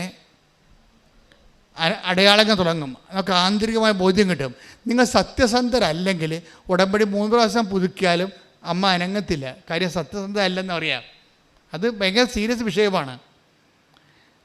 നിങ്ങൾ സത്യസന്ധരാണ്, നീ വിഷയം ഇപ്പം നിങ്ങൾ പറയാം ഉടമ്പടി നാത്തൂനും ആൻറ്റിയും കുഞ്ഞമ്മയൊക്കെ എടുത്തില്ലേ, എന്നാൽ പോയി നോക്കിയൊക്കെ ആലപ്പുഴ. ഇനിയിപ്പോൾ നമ്മളായിട്ട് പോകാഞ്ഞിട്ട് ആരെങ്കിലും കിട്ടാതിരിക്കണ്ടല്ലോ എന്ന് പറഞ്ഞിട്ട് അങ്ങനെ സത്യസന്ധരല്ലാത്ത ആൾക്കാർ ഉടമ്പടി എടുക്കുന്നുണ്ട്. എന്നു കഴിഞ്ഞാൽ ഇനിയിപ്പോൾ ഉടമ്പടി എടുത്തില്ലെന്ന് പറഞ്ഞുകൊണ്ട് അനുഗ്രഹം കുറഞ്ഞു പോകണമെന്ന് പറഞ്ഞാൽ എന്നെ വട്ടിയും കൊട്ടയും എടുത്തുകൊണ്ട് ഉടമ്പടി എടുക്കാൻ വരും. സത്യസന്ധരല്ല, പുതുക്കിയാലും രക്ഷപ്പെടത്തില്ല. നിങ്ങൾ ആ ഉടമ്പടിയുടെ കറക്റ്റ് കാര്യങ്ങളെ സത്യസന്ധമായിട്ട് ഒന്നാമത്തെ ആ ഉടമ്പടി എഴുതിയിരിക്കണതെല്ലാം നിങ്ങളുടെ അത്യാവശ്യ കാര്യങ്ങളായിരിക്കണം. അല്ല ആഡംബരം എഴുതിയാൽ വർക്കൗട്ട് ചെയ്തില്ല ഈ സംഭവം. ആഡംബരം എഴുതിപ്പോയാൽ ഇത് ആൾ കളിക്കാൻ വേണ്ടിയാണെന്നും അഹങ്കാരത്തിൻ്റെ വിത്താണ് ഈ വന്നിരിക്കണമെന്നും ഇത് ദൈവത്തിന് പ്രയോജനപ്പെടുത്തില്ലെന്നും അവർക്ക് അഭ്യാസം കാണിക്കാൻ വേണ്ടിയുള്ള അഭ്യാസ വിശ്വാസിയാണെന്ന് ദൈവത്തിന് അറിയാവുന്ന കാരണം ദൈവം അടുക്കത്തില്ല. ദൈവം സത്യത്തിൻ്റെ ദൈവമായത് കാരണം അടുക്കത്തില്ല. ആദ്യം തന്നെ നിങ്ങൾ ചെയ്യേണ്ടത് നിയോഗങ്ങൾ എഴുതുമ്പോൾ അതിൻ്റെ അത്യാവശ്യവും ആവശ്യവും ഓക്കെയാണ്. ആഡംബരങ്ങളുണ്ടോ എന്ന് നോക്കണം. അത് നോക്കണം. ആഡംബരം ഉണ്ടെങ്കിൽ എഴുതാതിരിക്കണം എപ്പോഴും നല്ലത്. ആഡംബരങ്ങളുടെ കാര്യങ്ങൾ എഴുതാതിരിക്കണം നല്ലത്. ശതകുമാരി എന്ന് പറയുമ്പോൾ മനസ്സിൽ ചെന്നിട്ട് ആദ്യം പറഞ്ഞാൽ എന്താ അറിയാമോ? ആദ്യം അമ്മയോട് പറയണം എൻ്റെ കിണറ്റിൽ വെള്ളം വേണം, ജീവിക്കണ്ടേ, കുടിക്കണ്ടേ, മനുഷ്യൻ ജീവിക്കണ്ടേ, അതാണ്. അപ്പോൾ അത്യാവശ്യമല്ലേ അത്. പിന്നെ അമ്മയോട് പറയണേ പാമ്പിനെ ഒന്ന് ഓടിച്ചു തരണം, ഇവിടെ എനിക്ക് ഒറ്റക്കാണെങ്കിൽ ജീവിക്കണ്ടേ. പിന്നെ ഒരു വഴി, ഇങ്ങനെ കുറച്ച് കാര്യങ്ങളാണ് ഇവർ പറയണത്. വലിയ അത്യാവശ്യ കാര്യങ്ങളാണ്. അപ്പോൾ അവർ ഇറങ്ങിയപ്പോൾ തന്നെ അമ്മ അപ്പം തന്നെ ഫയലിൽ ഒപ്പിട്ട സംഭവം. അവർക്ക് ബോധമുണ്ടായി, അവർക്ക് ഇതിനെക്കുറിച്ച് നല്ല ആത്മവിശ്വാസം ഉണ്ടായി. അവരെന്താണെന്ന് വെച്ചാൽ അവർ വണ്ടിയിൽ നിന്ന് ഇറങ്ങിയപ്പോൾ തന്നെ വണ്ടിയെ ചെരുപ്പ് വണ്ടിയെ തന്നെ ഇട്ട്. അപ്പോൾ ശാന്തകുമാരി അത് വേറെ ആളാണ് ശരിക്കും പറഞ്ഞത്. വെച്ചാൽ അവർ വണ്ടിയെ തന്നെ ചെരുപ്പ് വെച്ചു. എന്താ, ഞാൻ പോണത് എവിടെയാണെന്ന് അവർക്ക് നല്ല ബോധമുണ്ട്. അവർക്ക് ഞാൻ ഏത് സംഗീതത്തിലേക്കാണ്, ഏത് സാങ്ച്വറിയിലേക്കാണ് പോകുന്നതെന്നുള്ളത് അവർക്ക് ബോധമുണ്ട്. ചെരുപ്പ് വണ്ടിയെ വെച്ചപ്പോൾ തന്നെ ഡ്രൈവറിന് പെശകാണെന്ന് മനസ്സിലായി. ഡ്രൈവർ അവിടെ നിന്നും പറഞ്ഞ് ഉടമ്പടി പുതുക്കുന്നുള്ള വണ്ടിയാണിത്, പുതുക്കാനുള്ള ഇന്ന് പുതുക്ക് മാത്രമേ നമ്മൾ ചെയ്യത്തുള്ളൂ, നിങ്ങൾ പുതുക്കിട്ട് പെട്ടെന്ന് പോരുക, ഉടമ്പടി എടുക്കാൻ പറ്റത്തില്ലെന്ന് പറഞ്ഞു. ആ ശാന്തകുമാരി ചെരുപ്പ് വെച്ചുകൊണ്ട് ഡ്രൈവറെ കണ്ട് മനസ്സിലാക്കിയിട്ട് ഇന്ന് ഇവിടുന്ന് പോരാൻ പറ്റുകയില്ല, എങ്ങനെ 5 മണിക്കൂർ കഴിയുമല്ലോ, അന്ന് പുതുക്കുകയാണെങ്കിൽ 2 മണിക്കൂർ കൊണ്ട് പോരാൻ പറ്റുമോ. പുതുക്കുന്നവരുടെ വണ്ടിയായിരുന്നു അത്. അതിന്മേലാണ് ഇപ്പോൾ ഉടമ്പടി എടുക്കുന്ന ആൾ കയറിയിരിക്കുന്നത്. ചെരുപ്പകത്ത് വെച്ചപ്പോൾ തന്നെ ശാന്തകുമാരി കണ്ടപ്പോൾ തന്നെ മനസ്സിലായി. അപ്പോൾ ഡ്രൈവർ സ്വരത്തി പറഞ്ഞ് ഇന്ന് എടുക്കൽ നടക്കത്തില്ല, പുതുക്കൽ നടക്കത്തുള്ളൂ. അപ്പോൾ ശാന്തകുമാരി പോയി ചെരുപ്പ് തിരിച്ചെടുത്തുകൊണ്ട് പോകുന്നു. എന്താ കാര്യം? നിങ്ങൾ പോയിക്കോ, ഞാൻ അമ്മയുടെ അടുത്ത് ഉടമ്പടി ചെയ്യാൻ വന്നതാണ്, ഒറ്റക്കാണെങ്കിൽ ഞാൻ ചെയ്തിട്ട് വന്നോളാം എന്ന് പറഞ്ഞു. അപ്പം അതിൻ്റെ നിലപാട് മാറിയില്ലേ, ഒന്നായില്ലേ. ഒറ്റക്കാണെന്ന് വെച്ചാൽ അവർക്ക് അറിയത്തില്ല വഴിയൊന്നും. 700 രൂപയാണ് അവിടെ നിന്ന് ഇവിടം വരെ ഡ്രൈവർ വാങ്ങിക്കുന്നത്. ആ പൈസ പോയി. ആ പൈസ പോയാലും തിരിച്ച് രാത്രിയായാലും ഉടമ്പടി എടുത്തിട്ട് പോകാം എന്ന് പറഞ്ഞു. അപ്പം തന്നെ സത്യത്തിൻ്റെ ഒരു കണിക അവിടെ ഉണ്ട്. ചില ആൾക്കാർ ആദ്യമേ തന്നെ വന്ന് ഓഫീസിൽ ചോദിക്കും എത്ര സമയമാകും. അപ്പോൾ ഓഫീസിൽ പറയും 4 മണിക്കൂർ ആകത്തുള്ളൂ, 5 മണിക്കൂർ ആകുമെന്ന് പറയും. കാര്യം ചോദിക്കുന്നവരോട് 1 മണിക്കൂർ കൂട്ടിയേ പറയത്തുള്ളൂ. എന്താ കാര്യം? ഈ പണ്ടാര ഇവിടുന്ന് പോയി കിട്ടണം, അതുകൊണ്ടാണ്. വേറെ പ്രശ്നമൊന്നുമില്ല. സമയം ചോദിക്കുമ്പോൾ തന്നെ മനസ്സിലാക്കും ഉടമ്പടി എടുക്കാൻ വന്നതല്ല, പുള്ളി വേറെ എന്തോ അഭ്യാസത്തിന് വന്ന വഴിക്ക് ഇതിനകത്ത് കയറി നോക്കിയതാണ്. അപ്പം 4 മണിക്കൂർ ആകത്തുള്ളൂ. എങ്ങനെ ഓഫീസിൽ നിന്ന് പറയും 5 മണിക്കൂർ ആകുമെന്ന് പറയും. വണ്ടി വിട്ടേക്കാൻ അതിൻ്റെ അർത്ഥം അളിയൻ വണ്ടി വിട്ടേക്കാൻ എൻ്റെ അർത്ഥം, വേറെ സംഭവമൊന്നുമില്ല. വണ്ടി വിട്ടേ പോയിക്കൊള്ളാം, ഇവിടെ നിൽക്കേണ്ട ആവശ്യമില്ല. ഇത് സത്യസന്ധമായിട്ട് ദൈവത്തെ അന്വേഷിക്കുന്നവർ, അതിനുവേണ്ടി അർപ്പണ മനോഭാവത്തോടുകൂടി ദൈവത്തെ കണ്ടെത്താൻ വേണ്ടി ശ്രമിക്കുന്നവർക്ക് വേണ്ടിയുള്ള ഇടമാണ്. കാഴ്ചക്കാർക്കും സന്ദർശകർക്കും വേണ്ടിയുള്ള സ്ഥലമല്ല എന്നുള്ളതാണ്. ശ്രദ്ധിക്കട്ടെ. ഹല്ലേലൂയ, ഹല്ലേലൂയ, ഹല്ലേലൂയ, ഹല്ലേലൂയ. ഇതുവരെ കൃപാസനത്തിൽ വന്ന് ഉടമ്പടി എടുത്ത് പോയിട്ടുള്ളവരെ, ഉടമ്പടി എടുക്കാൻ ആഗ്രഹിക്കുന്നവരെ പ്രത്യേകമായിട്ട് സമർപ്പിച്ച് പ്രാർത്ഥിക്കുന്നു. തീക്ഷ്ണതയോടെ ഉടമ്പടി നിവർത്തിക്കുവാൻ ഞങ്ങളെ അഭിഷേകം ചെയ്യണമേ.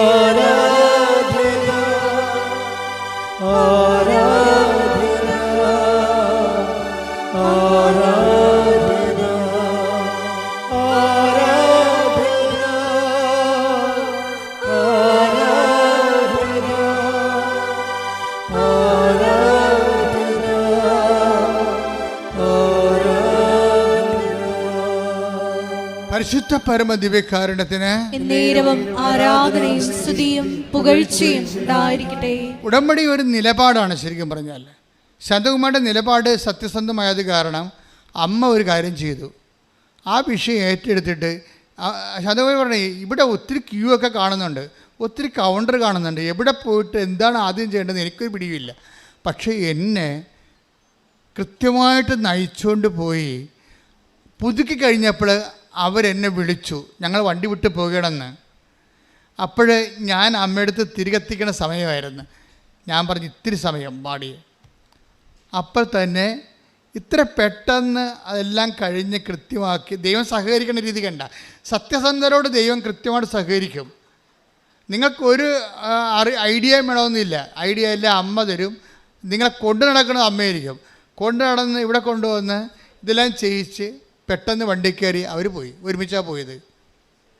അതെന്ന് വെച്ചാൽ നിങ്ങൾ അത് തന്നെ അപ്പം തന്നെ അവൾക്ക് മനസ്സിലായി അമ്മ ഈ വിഷയം ടേക്കപ്പ് ചെയ്തിട്ടുണ്ടെന്ന്.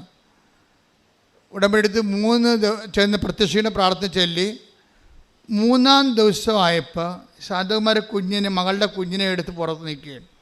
പുറത്ത് നിൽക്കുമ്പോൾ ഒരു വെള്ളി വെളിച്ചം മുമ്പിലൂടെ കടന്നു പോകും. അവൾക്ക് ആദ്യം അത് മനസ്സിലായില്ല. ഇല്യൂഷനും ഹാലുസിനേഷനൊന്നും അല്ലേ, പകൽ കാണുന്ന സംഭവമാണ്. കുറച്ച് കഴിയുമ്പോൾ വീണ്ടും ആ വെളിച്ചം തന്നെ, ആ സിൽവർ ഗ്രേ വെളിച്ചം ഇവളുടെ മുമ്പിലൂടെ വീണ്ടും കടന്നു പോകും. 3-ാമത്തെ പ്രാവശ്യം കടന്നു പോകാൻ വരുമ്പോൾ ഇവൾ ഓടി വീട്ടിൽ കയറും. എൻ്റെ അമ്മയാണല്ലോ എൻ്റെ മുമ്പിൽ വന്നതെന്ന് പറയും.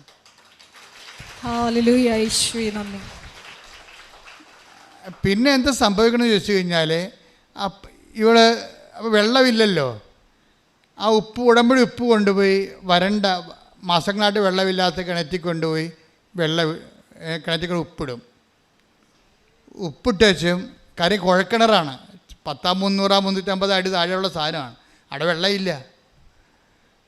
പക്ഷേ ഉപ്പ് കിണറ്റിൽ കൊണ്ടിട്ട്, കിണറ്റിൽ വെള്ളം ഇല്ലാത്ത സ്ഥലത്താണ് ഉപ്പ് കൊണ്ടിടണത്. ബിഷോപ്രമാണം ചെല്ലും പോരും. കുറച്ച് കഴിഞ്ഞപ്പോൾ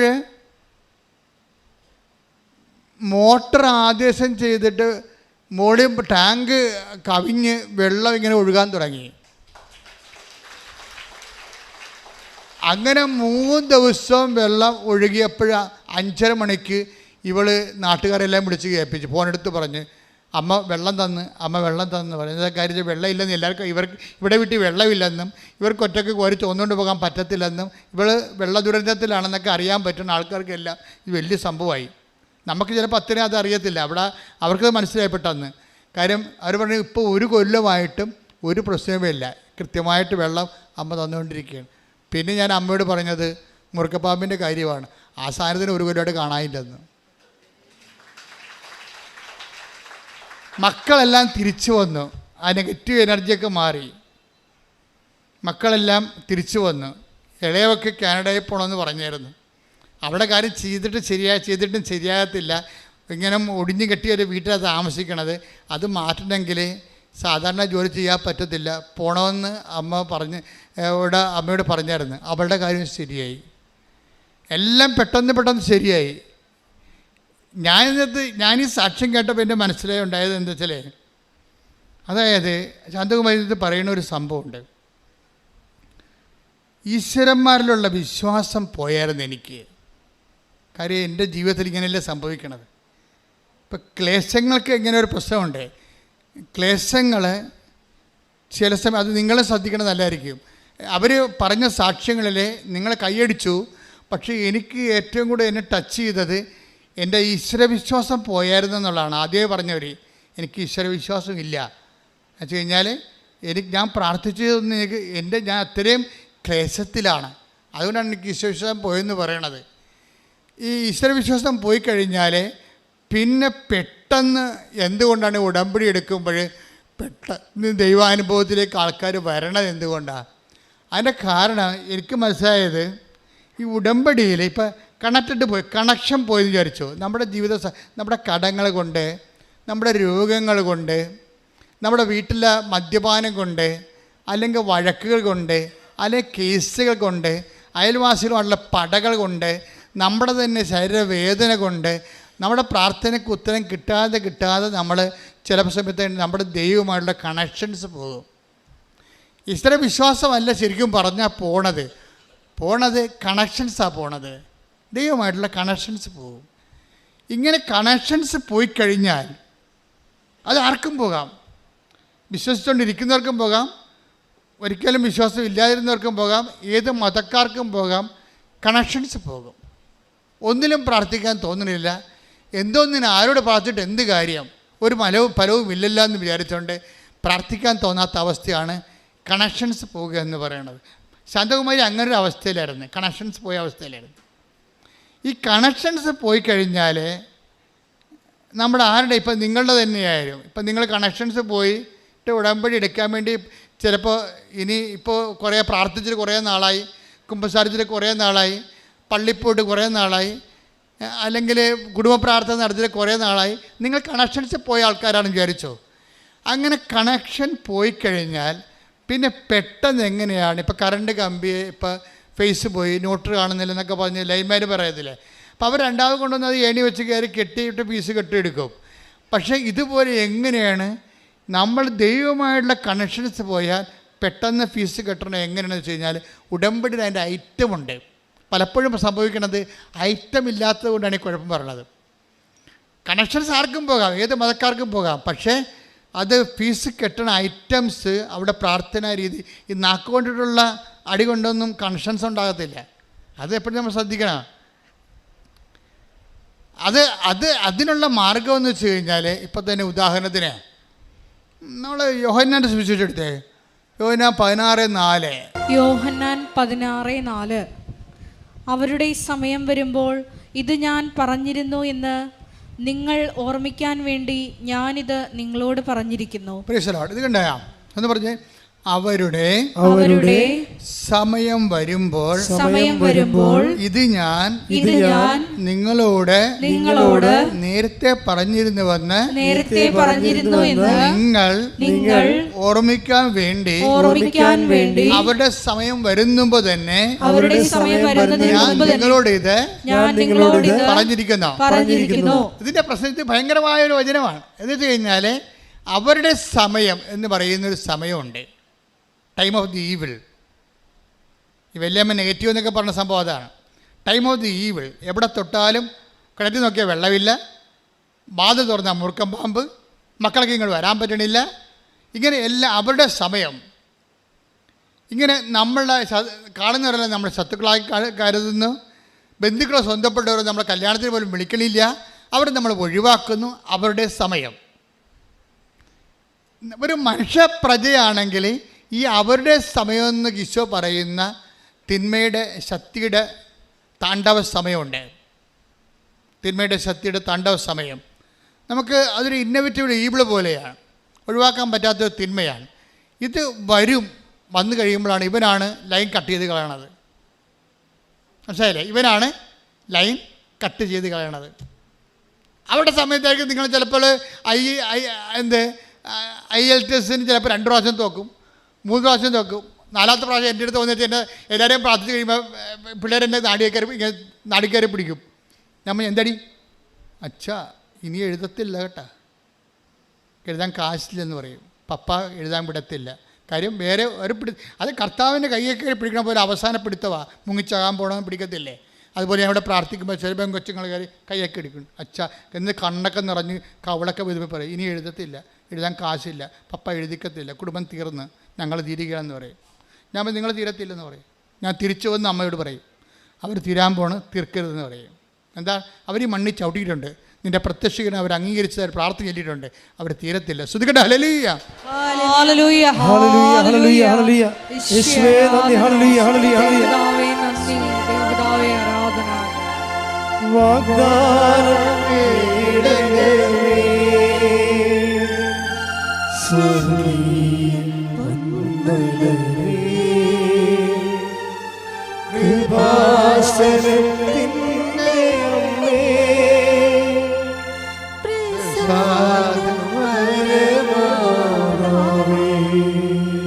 പരിശുദ്ധ പരമ ദിവ്യകാരുണ്യത്തിന് എന്നേരവും ആരാധനയും സ്തുതിയും പുകഴ്ചയും ഉണ്ടായിരിക്കട്ടെ. അമ്മയുടെ പ്രത്യക്ഷീകരണത്തിൻ്റെ ഒരു സന്നിധാനം ആയിട്ടാണ് മാതാവിനെ പ്രതിഷ്ഠിച്ചിരിക്കുന്നത്.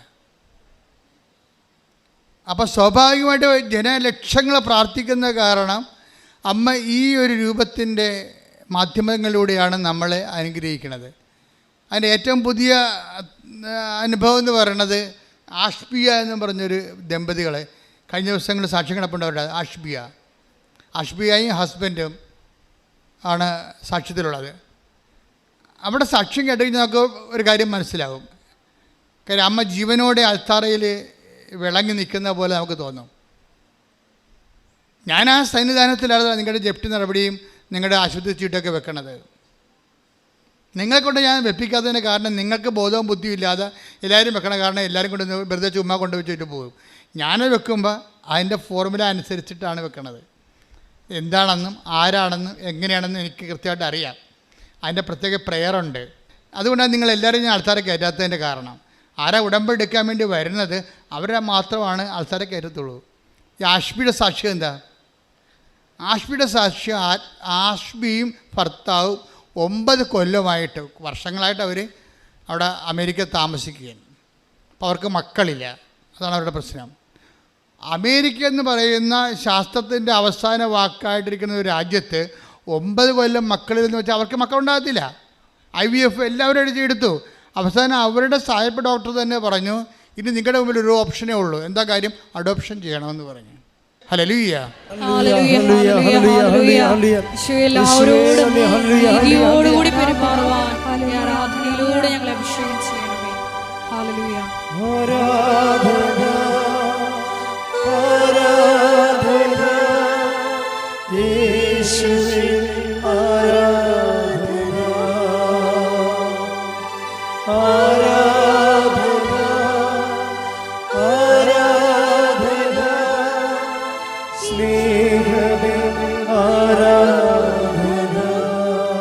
പരിശുദ്ധ പരമദിവ്യകാരുണ്യത്തിന് എന്നേരവും ആരാധനയും സ്തുതിയും പുകഴ്ചയും ഉണ്ടായിരിക്കട്ടെ.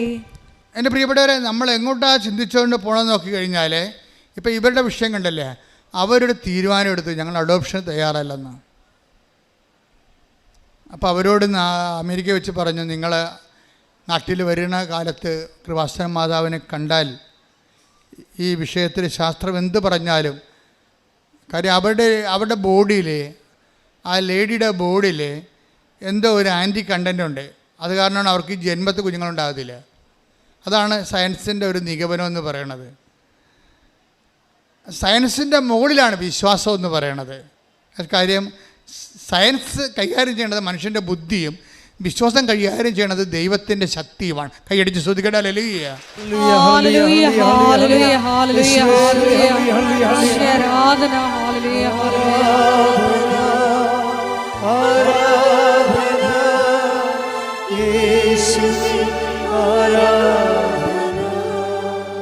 പരിശുദ്ധ പരമ ദിവ്യകാരുണ്യത്തിന് ആരാധനയും സ്തുതിയും പുകഴ്ചയും നമ്മൾ ഈ ചുവരുകൾക്കുള്ളിൽ ദൈവം ചെയ്യണത് നിങ്ങളുടെ ബുദ്ധി അനുസരിച്ചല്ല, പിന്നെന്താണ്? ദൈവത്തിൻ്റെ ശക്തി അനുസരിച്ചാണ് ചെയ്യണത്. ഇപ്പം ഇവരെന്താ ചെയ്യുന്നത്? ഇവർ നാട്ടിൽ വന്നപ്പോൾ ഇവർ ഉടമ്പടി ചെയ്തിട്ട് ഇവരൊരു ഓഫീസിൽ ചെന്നിട്ട് പറഞ്ഞു, ഞങ്ങൾ ഹസ്ബൻഡും വൈഫുമാണ്, ഞങ്ങളുടെ പ്രോബ്ലം ഇതാണ്, അതുകൊണ്ട് ഞങ്ങൾക്ക് 2 പേർക്കും കൂടി ഉടമ്പടി ചെയ്യാൻ പറ്റുമോ എന്ന് ചോദിച്ചു. അതാണ് സത്യം എന്ന് പറയണത്. അല്ലാതെ ഇവിടെ ഭർത്താക്കന്മാർ വന്ന് വണ്ടി ഇരുന്നിട്ട് നീ ചെയ്യുമെന്ന് പറയത്തില്ലേ. ഇവർ കുറേ പ്രശ്നങ്ങൾ കടങ്ങളൊക്കെ ഉണ്ട്. അത് ഈ തുമ്പിയെ കൊണ്ട് കല്ലടിപ്പിക്കണ പോലെ ഭാര്യയെ കൊണ്ട് പ്രാർത്ഥിപ്പിച്ച് നേടണം. എന്നിട്ട് ഇവനെന്ത് ചെയ്യണം? ഇവർ പഴയ കലാപരിപാടി തുടങ്ങണം. ഇതിനവൻ വണ്ടിയെ പോയി ഇരിക്കുകയാണ് ഭാര്യ. ഈ മനുഷ്യൻ അങ്ങല്ല, അതിൻ്റെ സത്യമില്ല. നിങ്ങൾ ദൈവത്തിൻ്റെ അടുത്ത് വരുമ്പോൾ സത്യം ഉണ്ടാകണം. ശാന്തകുമാരി സത്യം ഉണ്ടാക്കി. ഡ്രൈവർ പറഞ്ഞ് പറ്റത്തില്ല എന്ന് പറഞ്ഞ് ഞങ്ങളിവിടെ പുതുക്കിയവരൊക്കെ മാത്രമേ ഉള്ളതെന്ന് പറഞ്ഞപ്പോൾ ശാന്തകുമാരി നിങ്ങൾ പോയിക്കൊള്ളൂ, ഞാൻ വന്നിരിക്കുന്നത് ഉടമ്പടി ചെയ്യാൻ വേണ്ടിയാണ്, ഞാൻ ഒറ്റക്കടങ്ങനെ വന്നോളാന്ന് പറയുമ്പോൾ അതിൻ്റെ സത്യമുണ്ട്. ഈ ഭർത്താവും ഭാര്യ വന്ന് ഓഫീസിൽ പറയുകയാണ്, ഒരാൾക്കല്ലേ കയറാൻ പറ്റത്തുള്ളൂ, പക്ഷേ ഞങ്ങളുടെ അവസ്ഥ ഇതാണ്, ഞങ്ങൾക്ക് മക്കളില്ല, അപ്പോൾ ഞങ്ങൾക്ക് ഒരുമിച്ച് പ്രാർത്ഥിക്കാൻ വേണ്ടി ഒരുമിച്ച് ഞങ്ങൾക്ക് ഉടമ്പടി ചെയ്യണം. അതാണ് സത്യം. ഓഫീസിൽ പറഞ്ഞ് ഞങ്ങൾ ഒരുമിച്ച് ഉടമ്പടി ചെയ്തോളാൻ പറഞ്ഞു. ഭർത്താവല്ലേ ഇനിഷ്യേറ്റീവ് എടുത്തിരിക്കണത്. അപ്പോൾ ഭർത്താവ് ആ ഇനിഷ്യേറ്റീവ് എടുത്തിട്ട് ഭാര്യനെ കൊണ്ട് വന്ന് ഉടമ്പടി ചെയ്തേച്ച് മാതാവിൻ്റെ കൈ കൊണ്ട് മാതാവിനെ ഇങ്ങനെ ജെരോളയെ തൊട്ടപ്പോൾ പെട്ടെന്ന് കറണ്ട് അടിക്കണ പോലെ ഷോക്കടിച്ച് കഴിഞ്ഞപ്പോൾ ഇയാൾ അവിടെ നിന്ന് പറയണേ, എടി ഇത് വേറെ സ്ഥലമാണ്, ഇത് വല്ലാത്ത അനുഭവമായിപ്പോയി, ദൈവം നമ്മൾ അനുഗ്രഹിച്ച് എന്ന് പറഞ്ഞു. ആ മാസം അവൾ പ്രഗ്നൻ്റ് ആവും. ഇതാണ് ആ മാസം പ്രഗ്നൻ്റ് ആകണം. അവർ കുഞ്ഞിനെ കൊണ്ടാണ് വന്നിരിക്കണേ. ഈ സന്നിധാനം എന്ന് പറയുന്നത് സന്നിധാനമാണത്. നമ്മുടെ വിഷയം എന്താണ്? നിങ്ങൾ ഉടമ്പടി ചെയ്യുമ്പോൾ ഓർക്കണം, എൻ്റെ സാക്ഷ്യം കൊണ്ട് മാതാവിൻ്റെ പ്രത്യക്ഷീകരണം സ്ഥിരീകരിക്കാൻ സഭയെ സഹായിക്കണമേ. അതല്ലേ പ്രാർത്ഥന? അതല്ലേ സത്യം? അല്ല, എൻ്റെ സാക്ഷ്യം കൊണ്ട് ആൾക്കാരെന്താ പറയണത്? ഓ, ഞാൻ സാക്ഷ്യം പറയണം, അപ്പം നാട്ടുകാർ കേൾക്കത്തില്ലേ, അയൽവാസികൾ കേട്ടില്ലേ, എന്നെ കളിയാക്കത്തില്ലേ എന്നാ പറയണത്. അത് സത്യമല്ല. അവരുടെ ഉടമ്പടി വർക്കൗട്ട് ചെയ്യത്തില്ല. കാര്യം നിങ്ങളെ ഒത്തിരി പേര് സാക്ഷ്യം പറയാതെ തലയെ തുണിയിട്ട് ദൈവത്തിൻ്റെ അനുഗ്രഹം ഉടമ്പടി വെച്ച് അടിച്ചു മാറ്റിയിട്ട് നടക്കുന്നുണ്ട്. നിങ്ങളുടെ തലവെട്ടി കളയും ദൈവം. എന്താ കാര്യം? നിങ്ങൾ ഹിപ്പോക്രാറ്റുകളാണ്, കാപട്യമുള്ളവരാണ്. ഒന്നുറങ്ങി നേരം വിളിക്കത്തില്ലേ? ഇനിയുണ്ട് ദിവസങ്ങൾ. ഇനി നിനക്ക് പ്രശ്നം വന്നാൽ പഴയതുപോലെ ഭാര്യനെ കൊണ്ട് ഉടമ്പടിക്കുകയോ ഭാര്യയോട് ഉടമ്പടിത്തിരിക്കണമെന്നുണ്ടെങ്കിൽ നാട്ടുകാരെ കേൾക്കുമെന്ന് പറഞ്ഞുകൊണ്ട് സാക്ഷ്യം പറയാൻ മുങ്ങാന്ന് വെച്ച് കഴിഞ്ഞാൽ മുങ്ങാൻ പറ്റത്തില്ല. മുങ്ങിയവൾ ആരായാലും പൊങ്ങാതെ നിവർത്തിയില്ല. എന്താ കാര്യം? സത്യത്തിൻ്റെ സന്നിധാനമാണ്. ശ്രദ്ധിക്കട്ടെ. ഹല്ലേലൂയ, ഹല്ലേലൂയ, ഹല്ലേലൂയ, ഈശ്വര ആരാധന, ഹല്ലേലൂയ, ഹല്ലേലൂയ, ഈശ്വര ആരാധന, ഹല്ലേലൂയ, ഹല്ലേലൂയ, ഹല്ലേലൂയ, ഹല്ലേലൂയ, മഹത്വം, മഹത്വം, ആരാധന, ആരാധന.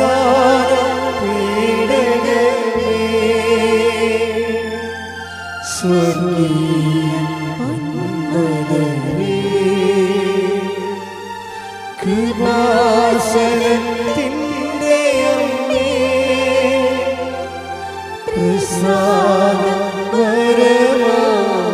അമ്മേ,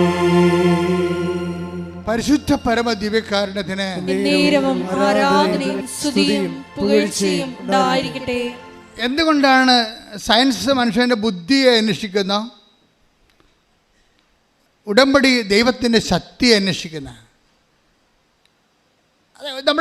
നമ്മുടെ മുമ്പിൽ ഒരു വഴിയുമില്ലേ. കഴിഞ്ഞ ദിവസങ്ങളിൽ അയാളുടെ പേര് ഞാൻ പറഞ്ഞു, ഞാൻ വെളുപ്പിനെ ഇട്ടിട്ടുണ്ട് സാക്ഷ്യം. അദ്ദേഹം ഒരു കൊതമംഗലംകാരനാണ്, കൊതമംഗലം ഇടവക തന്നെ ഉള്ള ആളാണ്.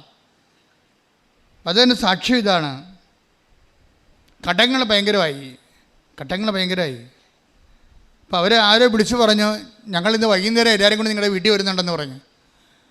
അപ്പം കടക്കാർ പറയാൻ നമുക്കറിയാമല്ലോ, അവർ വന്നിട്ട് തോന്നിയ ദിവസം പറയും. അപ്പം മാന്യന്മാരായിട്ട് പൊറുക്കുന്നവരെ സംബന്ധിച്ചിടത്തോളം അയൽവാസികൾ ചോദിക്കും അവരെന്തിനാ വന്നത്, വന്ന് പറയുമ്പോൾ നമ്മുടെ ഇടം നഷ്ടപ്പെടും. അപ്പോൾ നമുക്ക് ഭയങ്കര ക്ഷീണമാണ്, അഭിമാനം പോകും. അപ്പോൾ ഇയാൾക്ക് ടെൻഷനാണ്. ഇയാൾ കാക്കനാട് ജോലി ചെയ്യാണ്. കാക്കനാട് ജോലി ചെയ്യുന്ന ആൾ, അയാൾക്ക് ടെൻഷൻ കാരണം അയാൾ ഹാഫ് ലീവ് കഴിഞ്ഞപ്പോൾ ചുമ്മാ റിസൈൻ ചെയ്യല്ല, ഒപ്പിട്ടിട്ട് പോകുന്നു. പക്ഷേ എന്ന് പറയുന്നത്, ഞാൻ ഒപ്പിട്ട് കമ്പനിയുടെ പുറത്തിറങ്ങി. തുച്ഛമായ ചെറിയ കമ്പനിയാണ്. എനിക്ക് അവിടെ ഇരിക്കാൻ പറ്റില്ല പേടിച്ചിട്ട്. ഞാൻ പുറത്തിറങ്ങിയിട്ട് ഞാൻ തെക്ക് വടക്ക് നടക്കുകയാണ്. ഇവിടെ വെറുതെ ഒപ്പിട്ടാണ്. അവിടെ ഇരിക്കാൻ പറ്റാഞ്ഞ കാരണം, കമ്പനി ഇരുന്ന് മനസ്സമാധാനം ജോലി ചെയ്യാൻ പറ്റാഞ്ഞ കാരണം ഞാൻ ഒപ്പിട്ട് ലീവെടുത്ത് ഹാഫ് ലീവെടുത്ത് ഞാൻ പുറത്തിറങ്ങിയിട്ട് ഇവിടെ പോകാനാ, ഞാൻ അങ്ങോട്ടും ഇങ്ങോട്ടും നടക്കണം. അപ്പം എനിക്ക് തോന്നി ആലപ്പുഴക്ക് പോകാം, അമ്മയടുത്ത് പോയിരിക്കാമെന്ന്. കണ്ടാ, ഇവിടെ വന്ന് ആ മനുഷ്യൻ ഇരുന്ന് സന്ധ്യ വരെ വെറുതെ ഇരുന്നിട്ട് കണ്ണീരോടെ കാര്യം പറഞ്ഞു. എന്നിട്ട് ഈ മനുഷ്യൻ സന്ധ്യ ആയപ്പോൾ ഇവിടുന്ന് പോയി. അയാൾ പറഞ്ഞു, ഞാൻ കോതമംഗലമൊക്കെ എത്തിയപ്പോൾ 11:15 രാത്രി. പക്ഷേ എനിക്ക് വല്ലാത്തൊരു ധൈര്യം കിട്ടി. ഞാൻ ആ സമയത്ത് തന്നെ അമ്മ എൻ്റെ മനസ്സിൽ തോന്നിച്ച് അവനെ വിളിക്കാൻ. ഞാനൊന്ന് രാത്രി ചെന്ന ഉടനെ അവനെ വിളിച്ചു. അവൻ വരുമെന്ന് ഓർത്തൊരു പേടിച്ചിട്ടാണ് ഈ മനുഷ്യൻ ജില്ല വിട്ട് പോന്നിരിക്കുന്നതാണ്. അവൻ തിരിച്ച് ചെല്ലുമ്പോൾ ഇരട്ട് ധൈര്യത്തോടെ ചെന്നിരിക്കണം. അവനെ തിരിച്ച് വിളിച്ച്, ചേട്ടാ ഇതാണ് എൻ്റെ അവസ്ഥ. ഉടനെ അയാൾ കൂളായിട്ട് പറയുകയാണ്, അതിനെന്താ, നിങ്ങൾക്ക് പൈസ കിട്ടുമ്പോൾ തന്നാൽ മതിയൊന്നു. പിന്നെ നടക്കണ സംഭവം അതിനേക്കാൾ സംഭവമാണ്. പിന്നെ എന്താ നടക്കണത്? പെണ്ണിൻ്റെ അപ്പം വിളിച്ചു ചോദിച്ചു, പറഞ്ഞ്, എനിക്ക് വയസ്സല്ലേ, ഞാൻ കട നടത്തുകയാണ്, നീ അവിടെ കടയിൽ വന്ന് നിൽക്ക്, നിനക്കിപ്പോൾ അവിടുത്തെ പണി ചെറിയ പണിയല്ലേ, അതിനെക്കൂടെ ശമ്പളം കിട്ടി കടയിൽ വന്ന് നിൽക്കുക. ആ കടയിൽ പോയി നിന്ന് കട കുറച്ച് കഴിഞ്ഞപ്പോൾ ഒരു 2 മാസം കടയിൽ നിന്ന് കഴിഞ്ഞപ്പോൾ അപ്പം ചോദിക്കണേ, നമുക്കൊരു സ്ഥലത്ത് പോകാമെന്ന് പറഞ്ഞു. ഒരു സ്ഥലത്ത് പോയപ്പോഴെന്താണ്, ഒരു വീട് സ്ഥലവും അപ്പം വിലക്കെടുത്ത് അവൻ്റെ പേരിൽ കൊടുത്തത്. എത്ര പെട്ടെന്നാണ് ഫയൽ ഒപ്പിട്ട് മാറാമെന്നറിയാമോ? അത്രയും സ്പീഡായി സംഭവം. ഒരു മനുഷ്യൻ പേടിച്ച് ജീവിതത്തിൽ നിന്ന് ഓടിയവൻ തിരിച്ചാവശ്യത്തോടെ കണ്ണുനീരോടെയാണ് അവർ വിതക്കാൻ പോയത്. കരഞ്ഞാൽ കണ്ണീരൊപ്പം സ്നേഹമല്ലേ, നാഥനല്ലേ ഈശോ. യേശു തളർന്ന താങ്ങി എന്നെ ഓലിക്കും സ്നേഹരാജനല്ലേ യേശു കരഞ്ഞ കണ്ണീരത്തും സ്നേഹമല്ലേ എന്റെ നാഥനല്ലേ യേശു. ഈ കണ്ണീരെന്ന് പറയുമ്പോൾ അതിന് തന്നെ ഒരു ബലമാണ്. ശരിക്കും കണ്ണീര് ഉടമ്പടിയുമൊക്കെ ആയിട്ട് ഭയങ്കര ബന്ധമാണ്. കണ്ണീരിൽ നിന്നാണ് ഈ ഉടമ്പടി ഉണ്ടാകണത്. ശരിക്കും സങ്കീർത്തനം 119, 154 സ്തുതിക്കട്ടെ ഹല്ലേലൂയ. ആരാധന ആരാധന യേശുവേ ആരാധന. എനിക്ക് വേണ്ടി വാദിച്ച് എന്നെ വിടുവിക്കണമേ, അങ്ങയുടെ വാഗ്ദാനമനുസരിച്ച് എനിക്ക് ജീവൻ നൽകണമേ. സങ്കീർത്തനം 119, 153 എടുത്തേ. എൻ്റെ സഹനങ്ങൾ കണ്ട് എന്നെ മോചിപ്പിക്കണമേ, എന്തെന്നാൽ ഞാൻ അങ്ങയുടെ നിയമം മറക്കുന്നില്ല. എൻ്റെ സഹനങ്ങൾ കണ്ട് എന്നെ മോചിപ്പിക്കണമേ, എന്തെന്നാൽ അങ്ങയുടെ നിയമം ഞാൻ മറക്കുന്നില്ല. ഇപ്പം സഹനവും നിയമവും തമ്മിലാണ് ബന്ധപ്പെട്ടിരിക്കുന്നത്. നിയമം എന്ന് പറഞ്ഞാൽ എന്താണ്? ഉടമ്പടി. അതാ സങ്കീർത്തനം 119, 153 എന്താ പറയണത്? എൻ്റെ ഒന്ന് പറഞ്ഞ എൻ്റെ സഹനങ്ങൾ കണ്ട് എൻ്റെ സഹനങ്ങൾ കണ്ട് എന്നെ മോചിപ്പിക്കണമേ, എന്തെന്നാൽ ഞാൻ അങ്ങയുടെ നിയമങ്ങൾ പാലിക്കുന്നു. അപ്പൊ നിയമം എന്ന് പറയുന്നത് വാഗ്ദാനം, അതുപോലെ വാഗ്ദാനം, നിയോഗം, അതുപോലെ തന്നെ നിയമം എന്ന് പറയുന്നത് നമ്മൾ നിറവേറ്റാനുള്ള ജീവിതം. അപ്പോൾ ഈ നിയമവും അത് പറയുന്ന കവനൻറ്റും ഉടമ്പടിയും നമ്മുടെ സഹനവും തമ്മിലാണ് കണക്ട് ചെയ്തിരിക്കുന്ന ദൈവം. നിങ്ങൾക്ക് സഹനമുണ്ടോ, ഓൾറെഡി നിങ്ങൾ ഉടമ്പടിയിൽ എടുക്കേണ്ട നിങ്ങൾക്ക് ഉടമ്പടി എടുക്കേണ്ട സാഹചര്യമാണ് ഉള്ളത്. കണ്ണീരിന് നമുക്ക് ചെയ്യാനുള്ള മറുപടി എന്താണ്? കവനൻ്റാണ്. അപ്പോൾ അതുകൊണ്ടാണ് സങ്കീർത്തനം പറയണത്. ഒന്ന് വായിച്ച് 53, 54 വായിച്ച്. എൻ്റെ സഹനങ്ങൾ കണ്ട് എന്നെ മോചിപ്പിക്കണമേ, എന്തെന്നാൽ ഞാൻ അങ്ങയുടെ നിയമം മറക്കുന്നില്ല. എനിക്ക് വേണ്ടി വാദിച്ച് എന്നെ വിടുവിക്കണമേ, അങ്ങയുടെ വാഗ്ദാനമനുസരിച്ച് എനിക്ക് ജീവൻ നൽകണമേ. അപ്പോൾ നമ്മൾക്ക് വേണ്ടി വാദിക്കാൻ, നമ്മളെ സപ്പോർട്ട് ചെയ്യാൻ ദൈവത്തിന് ഉള്ള ഒരു അവസരമായിട്ടാണ് നമ്മുടെ കണ്ണീര് കാലം വരണത്. കാര്യം എന്താണ്?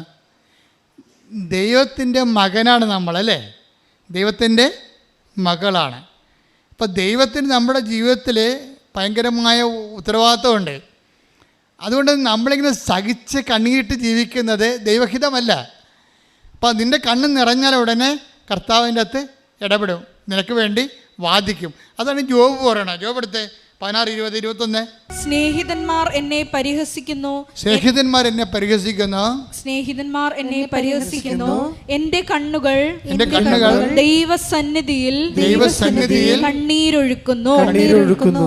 ഒരുവൻ അയൽക്കാരന്റെ മുൻപിൽ വാദിക്കുന്നത് പോലെ അത് എനിക്ക് വേണ്ടി ദൈവത്തിന്റെ മുൻപിൽ ന്യായവാദം നടത്തട്ടെ. ഈ കണ്ണീര് മതി നമുക്ക് വേണ്ടി ദൈവതിരുസന്നിധിയിൽ ന്യായവാദം നടത്താൻ. അതാണ് അപ്പോൾ ആ കോതമംഗലത്തെ മനുഷ്യൻ സംഭവിച്ചത്. അതാണ് അയാളുടെ അവസ്ഥ. സത്യസന്ധമായിരുന്നു. അയാൾക്ക് അഭ്യാസം കാണിക്കാനും ആഡംബരം കാണിക്കാനും അല്ല, ഒന്ന് പിഴച്ചു പോകാൻ വേണ്ടി ഈ ഭൂമിയിൽ. അതിനുവേണ്ടി വേറെ ഒരിടത്തും പോയില്ല. അയാളെ സൃഷ്ടിച്ച ദൈവത്തിൻ്റെ മുമ്പിൽ അയാൾ വന്ന് കണ്ണീരിടുകയാണ്. കണ്ണീര്, സത്യത്തിൻ്റെ കണ്ണീര് അയാൾക്ക് വേണ്ടി വാദിക്കുകയാണ്. ദൈവം ആ വിഷയം ഏറ്റെടുക്കുകയാണ് ചെയ്യണത്. ഇതെന്ന് വെച്ചാൽ നമ്മുടെ സഹനം എന്ന് പറയുമ്പോൾ തന്നെ അതൊരു മെരിറ്റാണ്. നമ്മുടെ സഹനമില്ലേ, നിങ്ങളുടെ എന്ത് സഹനമായിക്കട്ടെ, ഓരോരുത്തർക്കും ഓരോ സഹനമാണല്ലോ. വിദ്യാർത്ഥികൾക്ക് പരീക്ഷയുടെ സഹനം, തോൽവിയുടെ സഹനം, കച്ചവടക്കാർക്ക് നഷ്ടത്തിൻ്റെ സഹനം, കല്യാണം കഴിച്ചവർക്ക് ഭർത്താവിൻ്റെ ഭാര്യയോട് മാനസികമായി ഉണ്ടാക്കുന്ന ഞെരുക്കത്തിൻ്റെ സഹനം, ഓരോരുത്തർക്കും ഓരോരോ സഹനമാണ്. ഈ സഹനമാണ് നമ്മുടെ മെരിട്ടെന്ന് പറയുന്നത്. ഉടമ്പടിയുടെ മെരിട്ടെന്ന് പറയുന്നത് എന്താണ്? അതെന്തെങ്കിലും ഒരു പോസിറ്റീവായിട്ടല്ല, അത് നെഗറ്റീവാണ്. നിനക്ക് ഉടമ്പടി എടുക്കാൻ യോഗ്യത ഉണ്ടെന്ന് അറിയണമെങ്കിൽ നിനക്ക് സഹനം ഉണ്ടെങ്കിൽ യോഗ്യത ഉണ്ടെന്ന് പറയും. സഹനമാണ് നമ്മുടെ യോഗ്യത എന്ന് പറയണത്. എന്ന് വെച്ച് കഴിഞ്ഞാൽ കർത്താവ് പറഞ്ഞാണ് സത്യം, ഇവിടെ എപ്പോഴും പാവപ്പെട്ടവരുണ്ടായിരിക്കും. ഈശോ സിസ്റ്റത്തെക്കുറിച്ച് ഈശോയോട് സംസാരിച്ചപ്പോൾ ഈശോ പറഞ്ഞത് എന്താണ്? പാവങ്ങൾ, ഇസങ്ങൾ മാറാം, ഭരണങ്ങൾ മാറാം, പാവങ്ങൾ എപ്പോഴും നിങ്ങളുടെ കൂടെ ഉണ്ടായിരിക്കും, അവരുടെ കൂടെ ഞാനുണ്ടായിരിക്കുമെന്ന്. കൈയടിച്ച് ശ്രദ്ധിക്കട്ടെ. ഹല്ലേലൂയ. പാവങ്ങൾ എപ്പോഴും നിങ്ങളുടെ കൂടെ ഉണ്ടായിരിക്കും. ശ്രദ്ധിക്കട്ടെ. ഹല്ലേലൂയ. മത്തായി 26:11 ദരിദ്രർ എപ്പോഴും നിങ്ങളോട് കൂടെയുണ്ട്, ഞാനാകട്ടെ എപ്പോഴും നിങ്ങളോട് കൂടെ ഉണ്ടായിരിക്കുകയില്ല. അത് നിത്യതയെക്കുറിച്ച് ഈശോ പറയുമ്പോഴാണ് പറയണത്. പക്ഷേ ഈശോ അവസാനം പറയുന്നുണ്ട്, I will be with you un to the last. അതാണ് ഈ കോണ്ടസ്റ്റിൽ നമ്മൾ ലൂപ്പ് ചെയ്യേണ്ടത്. എന്ന് വെച്ച് കഴിഞ്ഞാൽ കർത്താവ് സ്വർഗസ്ഥയിലേക്ക് പിരിഞ്ഞു പോകുന്ന സമയത്ത് പറയും, ഞാൻ അരൂപിയിലെ I will be with you, അന്ത്യകാലം വരെ ഞാൻ നിങ്ങളുടെ കൂടെ ഉണ്ടായിരിക്കും. ഈ കൂടെ ഉണ്ടെങ്കിലും കൂടെ ഉണ്ടാകാത്ത അനുഭവത്തിനാണ് കമ്മ്യൂണിക്കേഷൻ കർട്ടയിൽ എന്ന് പറയുന്നത്. കൂടെ ഉണ്ട്, പക്ഷെ വി ഡോണ്ട് ഫീൽ ഇറ്റ്. ഇത് ഒരു ആധ്യാത്മിക ദുരന്തമാണ്. ദൈവത്തിൻ്റെ വാഗ്ദാനം അനുസരിച്ചുകൊണ്ട് I will be with you un to the last, അവസാന ശ്വാസം വരെയും ഭൂമിയുടെ ലോകത്തിൻ്റെ അവസാനം വരെയും ഞാൻ നിൻ്റെ കൂടെ ഉണ്ടാകും. മത്തായി 28:20 യുഗാന്തം വരെ എന്നും ഞാൻ നിങ്ങളോട് കൂടെ യുഗാന്ത്യം വരെ ഞാൻ എന്നും നിങ്ങളുടെ കൂടെ ഉണ്ടായിരിക്കും. ഇപ്പൊ കർത്താവ് നമ്മുടെ കൂടെ ഉണ്ട്, പക്ഷെ വി ഡോണ്ട് ഫീൽ ഇറ്റ്. നോക്കിയേ, ഇപ്പോൾ സൂര്യനുണ്ട്, സൂര്യന് ചൂടുണ്ട്, പക്ഷെ നമ്മളത് ഫീൽ ചെയ്യുന്നില്ല. എന്താ കാര്യം? മോളിൽ റൂഫുള്ളത് കൊണ്ട് അല്ലേ? ഇതുപോലെ ദൈവം നമ്മുടെ കൂടെ ഉണ്ടാകും, പക്ഷെ കമ്മ്യൂണിക്കേഷൻ കട്ടയില്ല, നമുക്കത് ഫീൽ ചെയ്യുന്നില്ല. സങ്കടത്തിന് അങ്ങനെ ഒരു കുഴപ്പമുണ്ട്. സങ്കടകാലത്തിന് അതാണ് ആ സമയം എന്ന് പറയണത്. ഈശോ 16:4 പറഞ്ഞില്ലേ, ആ സമയം വരുമ്പോൾ ഇത് ഞാൻ നിങ്ങളോട് നേരത്തെ പറഞ്ഞിരുന്നുവെന്ന്. ആ സമയം വരുമ്പോൾ ഇത് ഞാൻ പറഞ്ഞിരുന്നു എന്ന് നിങ്ങൾ ഓർമ്മിക്കാൻ വേണ്ടി ഞാൻ ഇത് നിങ്ങളോട് പറഞ്ഞിരിക്കുന്നു. എപ്പോഴും ബിവെയർ ഓഫ് ദാറ്റ് ടൈം. ഒരു സമയം എപ്പോഴായാലും നമ്മുടെ മുമ്പിൽ വരും, പ്രത്യക്ഷപ്പെടും. ദുഃഖത്തിൻ്റെ, ദൈവത്തെ പോലും ഫീൽ ചെയ്യാത്ത, പ്രാർത്ഥിച്ചിട്ടും കേൾക്കാത്ത ഒരു ടൈം. ആ ടൈം വരുമ്പോൾ പിന്നെ എന്താ നമ്മുടെ മുമ്പിലുള്ള ഓപ്ഷൻ? എന്താ ചെയ്യാൻ പറ്റണത്? ആ സമയം വരുമ്പോൾ ഞാനിത് പറഞ്ഞിരുന്നുവെന്ന്, അപ്പം നേരത്തെ പറഞ്ഞിട്ടുള്ള കാര്യങ്ങൾ നമ്മൾ ശ്രദ്ധിക്കണമെന്ന്. മനസ്സിലായില്ലേ? നമ്മുടെ പ്രസൻറ്റ് ടൈമിൽ നമുക്ക് കമ്മ്യൂണിക്കേഷൻ കട്ടയിലായി കഴിഞ്ഞു കഴിഞ്ഞാൽ, ദൈവമായിട്ടുള്ള ബന്ധങ്ങൾ പോയി പ്രാർത്ഥിക്കാൻ പറ്റാതെ വന്നാൽ പിന്നെ ഉള്ള എമർജൻസി ആയിട്ടുള്ള നടപടി എന്താണ്? പണ്ട് കർത്താവ് പറഞ്ഞത് നമ്മൾ ഓർക്കണം. അതിനാണ് ഈ ബൈബിൾ എന്ന് പറയുന്നത്. സ്തുതിക്കട്ടെ. ഹല്ലേലൂയ. ഇത് നേരത്തെ കർത്താവ് ഇവിടെ ജീവിച്ചിരുന്ന കാലത്ത് പറഞ്ഞ കാര്യങ്ങളാണ്. ഇവിടെ കമ്മ്യൂണിക്കേഷൻ കട്ടലായി കഴിഞ്ഞ് ദൈവത്തിൻ്റെ ഫീൽ നമുക്കുണ്ടാകുന്നില്ല, പ്രാർത്ഥിക്കാൻ പറ്റാതെ വന്നാൽ നേരത്തെ കർത്താവ് പറഞ്ഞത് നമ്മൾ അരമണിക്കൂർ വായിക്കും. ഉടമ്പടി നമ്മൾ അരമണിക്കൂർ വചനം വായിക്കണില്ലേ? അതാണ് സംഭവം.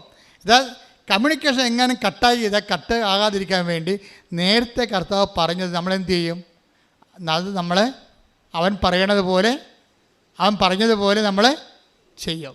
ഇവിടെയാണ് ഈ പത്രം കൊടുപ്പൊക്കെ വരണത്. ഇവിടെയാണ് നമ്മുടെ ആതുര സേവനങ്ങൾ വരണത്. എന്താണ്?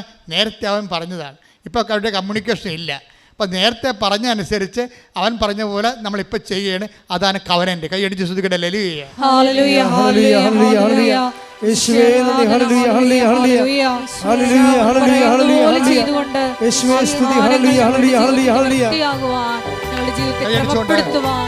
ആരാധനയിലൂടെ ഞങ്ങളുടെ കരുണയാകണമേ. Hallelujah, hallelujah.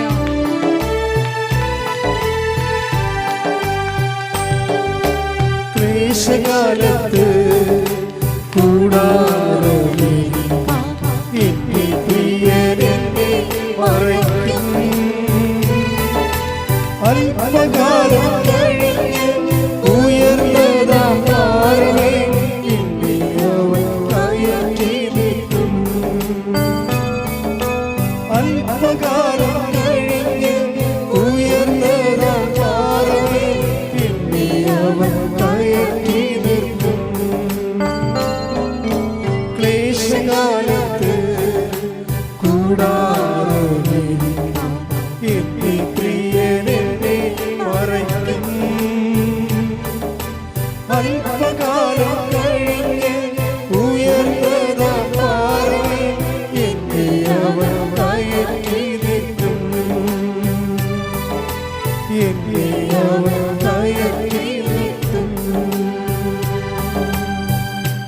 ക്ലേശകാലം എന്ന് പറയണത് യോഹന്നാൻ 16:4 ആ സമയമാണ്.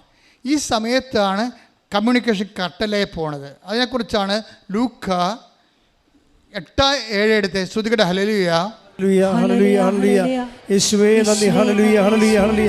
ചിലത് മുൾച്ചെടികൾക്കിടയിൽ വീണു, മുൾച്ചെടികൾ അതിനോടൊപ്പം വളർന്ന് അതിനെ ഞെരുക്കിക്കളഞ്ഞു. അതിൻ്റെ തർജ്ജിമ എന്താണ്? ലൂക്ക 8:14. ലൂക്ക 8:14. മുള്ളുകളുടെ ഇടയിൽ വീണത് വചനം കേൾക്കുന്നെങ്കിലും ജീവിത ക്ലേശങ്ങൾ സമ്പത്ത് സുഖഭോഗങ്ങൾ എന്നിവ വചനത്തെ ഞെരുക്കിക്കളയുന്നത് കൊണ്ട് ഫലം പുറപ്പെടുവിക്കാത്തവരാണ്. ഉടമ്പടിക്ക് ഇങ്ങനെ ഒരു പ്രശ്നമുണ്ട്. അതായത് ഉടമ്പടിയിൽ നമ്മൾ ചില ആൾക്കാരല്ലേ പ്രത്യക്ഷിക്കുന്ന പ്രാർത്ഥന മാത്രം ചൊല്ലിക്കൊണ്ട് മഴയും കൊള്ളാതെ വെയിലും കൊള്ളാതെ വീട്ടിൽ ഇരിക്കുന്ന ആൾക്കാരില്ലേ, അവരൊന്ന് കേൾക്കാൻ വേണ്ടി പറയുകയാണ് ഇത് വർക്കൗട്ട് ചെയ്യത്തില്ല. എന്താ കാര്യം എന്ന് വെച്ച് കഴിഞ്ഞാൽ ഈ ക്ലേശകാലത്തിലാണ് നമ്മൾ ഉടമ്പടി ചെയ്യണത്. ക്ലേശകാലത്താണ് നമ്മൾ ഉടമ്പടി ചെയ്യണത്. ഈ ക്ലേശകാലത്ത് ഓൾറെഡി കമ്മ്യൂണിക്കേഷൻ കട്ടായി കിടക്കുകയാണ്. ഈ കമ്മ്യൂണിക്കേഷൻ കട്ടായി കഴിഞ്ഞാൽ പിന്നെ എന്താ മാർഗമുള്ളത്? നേരത്തെ പറഞ്ഞ വചനം അനുസരിച്ച് നമ്മൾ ആക്ടിവേറ്റ് ചെയ്യണം, വർക്കൗട്ട് ചെയ്യണം. പ്രാർത്ഥിച്ചാൽ മാത്രം പോരാ, പ്രവർത്തിക്കേണ്ടി വരും. അതുകൊണ്ടാണ് ഈ ക്ലേശത്തിൻ്റെ കണ്ട 8:14 വായിച്ച്, ലൂക്ക 8:14 വായിച്ച്. മുള്ളുകളുടെ ഇടയിൽ വീണത് മുള്ളുകളുടെ ഇടയിൽ വീണത് വചനം കേൾക്കുന്നെങ്കിലും ജീവിത ക്ലേശങ്ങൾ. ഉടമ്പടി എടുത്തിട്ടുണ്ടെങ്കിലും ജീവിത ക്ലേശങ്ങൾ ഫലം തരാതെ പോകാം. കാര്യം എപ്പോഴും ക്ലേശത്തെക്കുറിച്ചല്ലേ ആൾക്കാർ ഉടമ്പടി എടുത്താലും ചില ആൾക്കാർ നാളത്തേക്ക് എത്തിക്കാം, മറ്റന്നാളത്തേക്ക് എത്തിക്കാം, വരട്ടെ എന്നൊക്കെ പറഞ്ഞിരിക്കണ എന്തിൻ്റെ കാര്യം? അവർക്ക് ശരീരത്തിൽ വേദനയും ക്ലേശങ്ങളൊക്കെ ഉണ്ട്. ചില ബുദ്ധിയുള്ളൊരു ആത്മീയ ബുദ്ധി എന്ന് പറയും, സ്പിരിച്വൽ ഇൻ്റലക്റ്റായിട്ടുള്ള ആൾക്കാരുണ്ട്. അവർ പറയും, ഇപ്പോൾ ചിലർ പറയും, അച്ഛാ എനിക്ക് രാവിലെ ബാത്റൂമിൽ നോക്കിയപ്പോൾ ഭയങ്കര ബ്ലഡാണ്, എനിക്ക് ബ്ലീഡിങ്ങാണ്. അപ്പം ഞാൻ വിചാരിച്ച് എനിക്ക് പനിയും കയറുന്നുണ്ട്, ഞാൻ വിചാരിച്ചു ഇന്ന് റെസ്റ്റ് എടുക്കാം, ഈ അവസ്ഥയിൽ എങ്ങനെ പള്ളിയിൽ പോകും. പിന്നെ ഞാൻ വിചാരിച്ചു ഈ അവസ്ഥയിൽ ആർക്കും ബുദ്ധിമുട്ടില്ലാത്ത രീതിയിൽ എൻ്റെ കർത്താവിനെ ഞാൻ പുറത്ത് നിന്നാലും കണ്ടിട്ട് പോരും. അപ്പം ബ്ലീഡിങ് തീരും. ആ സെക്കൻഡിന് നിങ്ങൾക്കറിയാവില്ല, ദൈവാനുഭവം എന്ന് പറഞ്ഞ ഒരു തീരുമാനമാണ്. ചില ആൾക്കാർ ഇതുപോലുള്ള അവസ്ഥകൾ വരുമ്പോൾ അത് വെച്ച് ദൈവത്തിൽ നിന്ന് അകലാൻ വേണ്ടിയാണ് ജഡിക മനുഷ്യൻ ചിന്തിക്കത്തുള്ളൂ. ആധ്യാത്മിക മനുഷ്യൻ അത് വെച്ച് ദൈവത്തിലേക്ക് അടുക്കാൻ നോക്കും. എനിക്ക് ക്ലേശമുണ്ട്. ഇപ്പം ഇന്നലെ പറയണേ, ഞാൻ 14 കൊണ്ടാണ് ഇറങ്ങിയത്.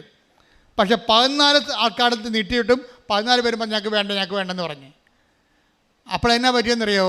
ഞാൻ പുറത്ത് വരുമ്പോൾ കയ്യാലപ്പുറത്തൊരു പത്രം മഴയും കൊണ്ടിരിപ്പുണ്ടത്. ഞാൻ 14 പത്രം രട്ട് ചെയ്ത സ്ഥലത്ത് ഞാൻ ആ പത്രം കൂടി എടുത്തിട്ട് 2 കിലോമീറ്റർ വീണ്ടും നടന്ന് ഓട്ടോറിക്ഷ കവരെ പോയി എല്ലാവർക്കും കൊടുത്തെന്ന് പറഞ്ഞു. ഇതാണ് സ്പിരിച്വൽ ഇൻ്റലിജൻസ് എന്ന് പറയണത്. ആധ്യാത്മിക ബുദ്ധിയുള്ളവർ.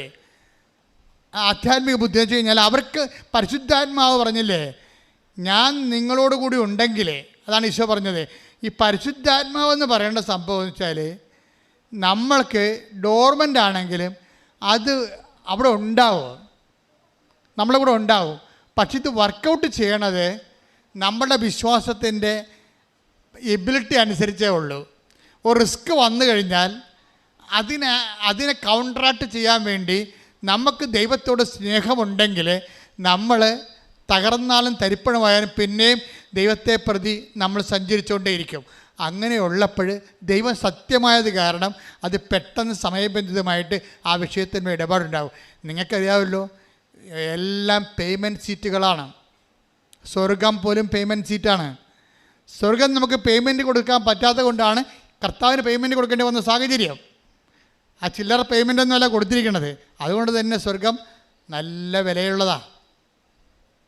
നമ്മളെ വിശ്വാസികളുടെയും രക്തസാക്ഷികളുടെയും ജീവിത വിശുദ്ധിക്ക് വേണ്ടി ജീവൻ പണയപ്പെട്ട ധർമ്മരക്തസാക്ഷികളുടെയും ചരിത്രം പരിശോധിച്ചാൽ നമുക്ക് മനസ്സിലാകും ബൈബിളിൻ്റെ സ്വർഗം എന്തുമാത്രം വിലയുള്ളതാണ്.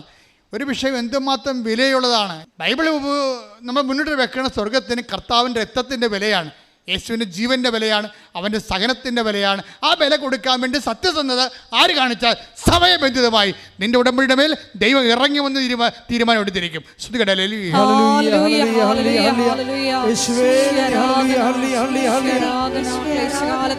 വിശ്വാസം പ്രഖ്യാപിച്ച് ഉടമ്പടി നിബന്ധനകൾ മുന്നേറുവാൻ ആരാധനയോടെ ഞങ്ങൾ അഭിഷേകം ചെയ്യണമേ.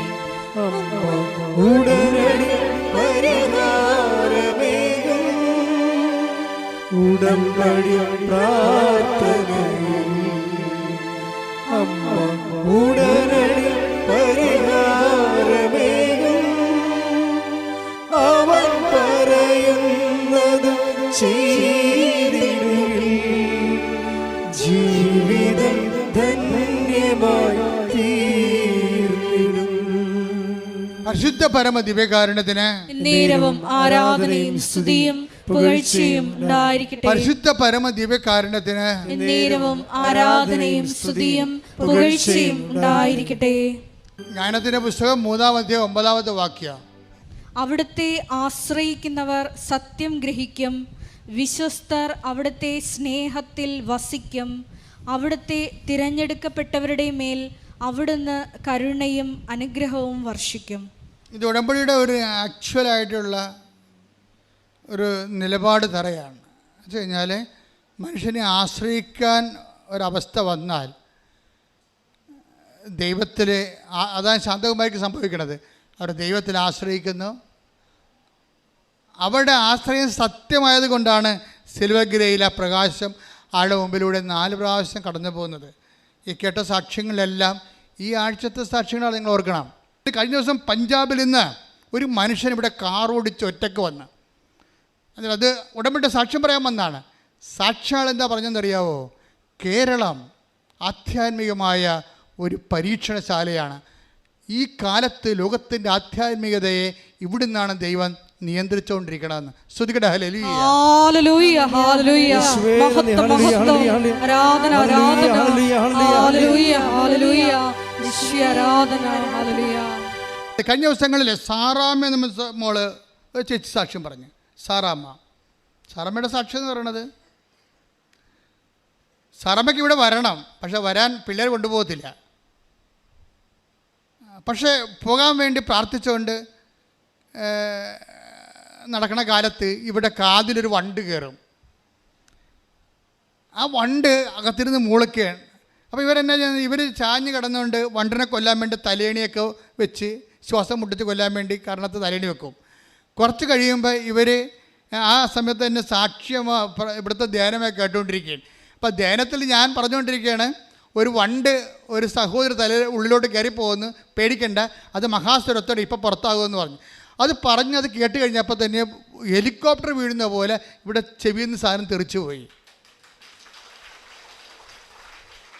അപ്പോഴും സാത്താൻ അവിടെ പ്രവർത്തിച്ച് മകളോട് പറഞ്ഞാൽ മകൾ പറഞ്ഞത് ഇല്യൂഷനാണെന്ന്.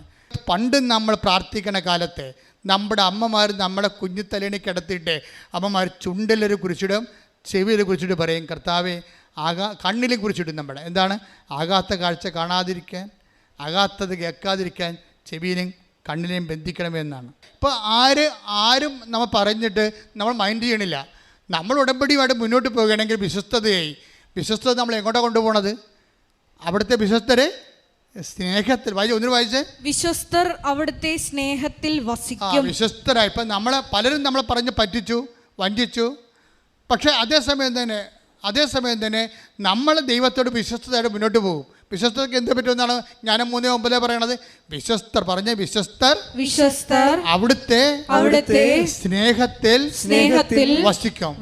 പ്രാർത്ഥിക്കുക, കർത്താവേ അങ്ങേ സ്നേഹത്തിൽ വസിക്കുവാൻ, അങ്ങയുടെ വചനങ്ങളോടും ഉടമ്പടിയോടും വിശ്വസ്തത പാലിക്കുവാൻ എന്നെ സഹായിക്കണമേ.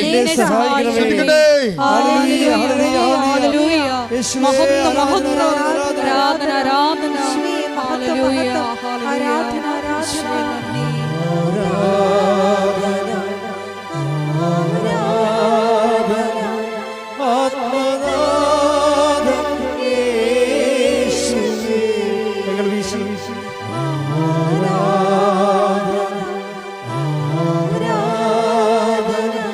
സ്നേഹരാ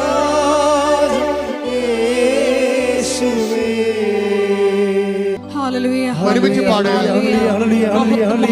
യേശുവേ നന്ദി, ഹല്ലേലൂയ. വാ സ്നേഹരാജാവേ, എന്നെന്നും എന്നുള്ളിൽ വാ സ്നേഹത്തിൻ പൂനിലാവേ, എന്നുള്ളിൽ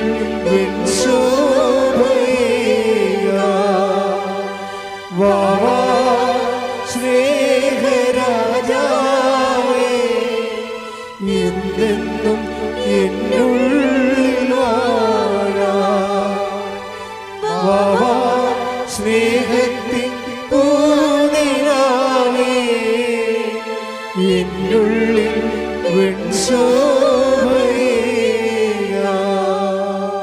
പരിശുദ്ധ പരമദിവ്യകാരുണ്യത്തിന് ആരാധനയും സ്തുതിയും പുകഴ്ചയും ഉണ്ടായിരിക്കട്ടെ.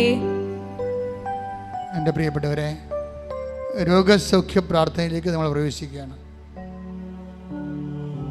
നിങ്ങളുടെ ആസ്തി നിങ്ങളുടെ ഭക്തിയോടെ, വിശ്വാസത്തോടെ, ദൈവസ്നേഹത്തോടെ ഈ ആരാധന പങ്കെടുത്തത് തന്നെയാണ്. കർത്താവ് ഈ സമയമെല്ലാം വചനങ്ങളിലൂടെ നമുക്ക് ബോധ്യം തന്നുകൊണ്ടിരിക്കുകയായിരുന്നു. നിങ്ങളെ വചനങ്ങളെല്ലാം വീണ്ടും കേൾക്കണം. സമയം കിട്ടുമ്പോഴൊക്കെ വചനം കേൾക്കുകയും അത് നിങ്ങൾ ഷെയർ ചെയ്തുകൊണ്ടിരുന്നുകൊണ്ട് എല്ലാവർക്കും ബൈബിളിൻ്റെ സന്ദേശം നമ്മൾ ഒരു ഹോംവർക്ക് പോലെ ആൾക്കാർക്ക് എത്തിച്ചു കൊടുക്കണം. ഒത്തിരി തീഷ്ണതയോടെയാണ് ജനം ഇന്ന് സുവിശേഷ വേല ചെയ്യണത്.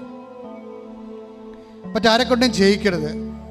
സ്വന്തമായിട്ട് ചെയ്യാനുള്ള തീഷ്ണത വേണം. ചെയ്താലും മടുപ്പ് തോന്നാത്ത അത്രയും കർത്താവിന് വേണ്ടി വേല ചെയ്തുകൊണ്ടിരിക്കണം. കാര്യം എപ്പോഴാലും രാത്രി വരും. വേല ചെയ്യാൻ പറ്റാത്ത രാത്രി കാലത്തെക്കുറിച്ച് ഈശോ പറഞ്ഞിട്ടുണ്ട്.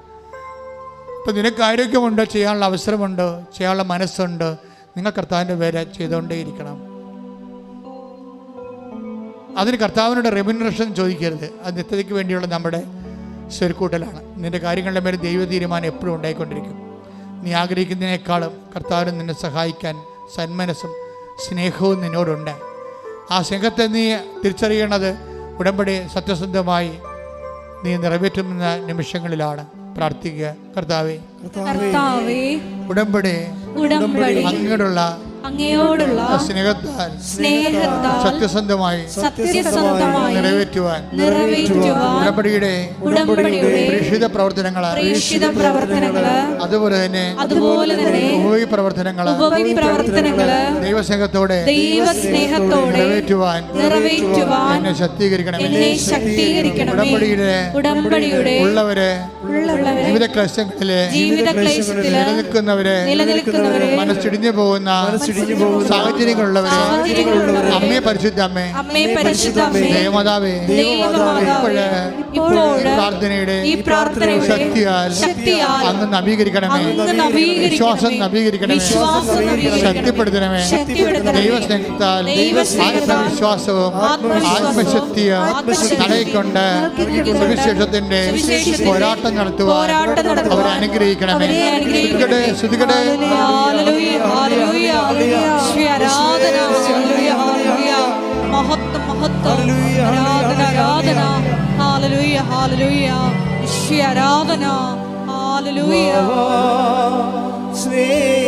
സ്നേഹരാജാവേ, എന്നെന്നും എന്നുള്ളിൽ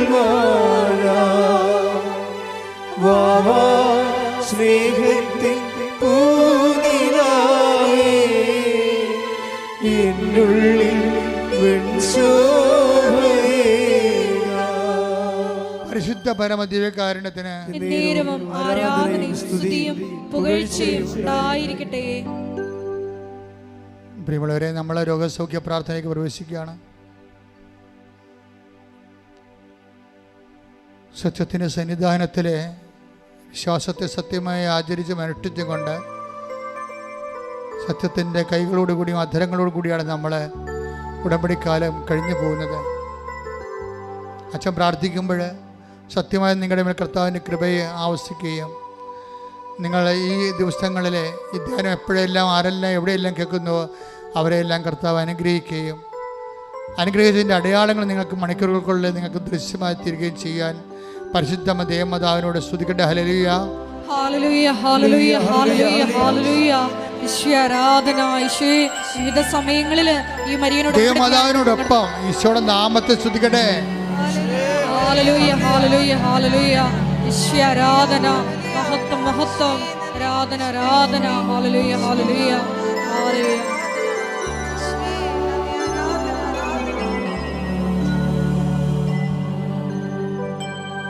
രോഗസൗഖ്യത്തിന് വേണ്ടി പ്രാർത്ഥിക്കുന്ന സമയമാണ്. ഉച്ച മുതൽ ഉള്ളങ്കാല് വരെയുള്ള അസ്ഥികൾ, പേശികൾ, കോശങ്ങൾ, ആന്തരിക അവയവങ്ങൾ, ത്വക്കുകൾ എല്ലാം സമർപ്പിച്ച് പ്രാർത്ഥിക്കും. പഞ്ചേന്ദ്രിയങ്ങളെ സമർപ്പിച്ച് പ്രാർത്ഥിക്കും. ആ സമയങ്ങളെല്ലാം നിങ്ങൾ ഇടിമുഴക്കം പോലെ ശ്രദ്ധിച്ചുകൊണ്ടിരിക്കണം. കർത്താവിൻ്റെ ശക്തി നിങ്ങൾക്ക് ആവസിക്കുന്ന സൗഖ്യത്തിൻ്റെ നിമിഷങ്ങളാണ്. ശ്രീയുടെ കർത്താവേ, കർത്താവേ, കർത്താവേ, കർത്താവേ, ഞങ്ങൾക്ക് വേണ്ടി ക്രൂശിക്കപ്പെട്ടവനെ, ഞങ്ങൾക്ക് വേണ്ടി തിരുവലാൽ മുറിവേറ്റവനെ, ഞങ്ങൾക്ക് വേണ്ടി മുളുക്കിയുടെ ചൂടിയവനെ, ഞങ്ങൾക്ക് വേണ്ടി തിരുവലാൽ മുറിവേറ്റവനെ, നിന്റെ വിശുദ്ധ രക്തം, നിന്റെ വിശുദ്ധ രക്തം ഓൺലൈനിൽ പ്രാർത്ഥിക്കുന്ന മേലെ, എപ്പോഴവർ ധ്യാനം കേട്ടാലും, ഇവിടെ തീർത്ഥാടനത്തിൽ പ്രാർത്ഥിക്കുന്നവർ മേലെ എപ്പോഴവർ ധ്യാനം കേട്ടാലും കർത്താവിൻ്റെ വിശുദ്ധ രക്തം മഴ പോലെ തൊയ്യട്ടെ. മനുഷ്യ സങ്കല്പിക്കാനോ വിശ്വസിക്കാനോ മനുഷ്യന് കൈകാര്യം ചെയ്യാനോ പറ്റാത്ത ജീവിത ദുർഘടങ്ങളിലെ ജീവിത ക്ലേശങ്ങൾ അകപ്പെട്ട് ജീവിക്കുന്നവരെ അവരുടെ മേൽ കർത്താവിൻ്റെ രക്തം തളിക്കട്ടെ. യേശുവിൻ്റെ നാമം തളിക്കട്ടെ. അപ്പാ പിതാവേ, അങ്ങയുടെ നാമത്തിൽ പ്രാർത്ഥിക്കുന്നു. അങ്ങേ പുത്രനായ യേശു ക്രിസ്തുവിൻ്റെ നാമത്തിൽ അടയാളങ്ങൾ സംഭവിക്കട്ടെ, അടയാളങ്ങൾ സംഭവിക്കട്ടെ. അപ്പാ പിതാവേ, അങ്ങേ പുത്രനായ യേശു ക്രിസ്തുവിൻ്റെ നാമത്തിൽ അടയാളങ്ങൾ സംഭവിക്കട്ടെ.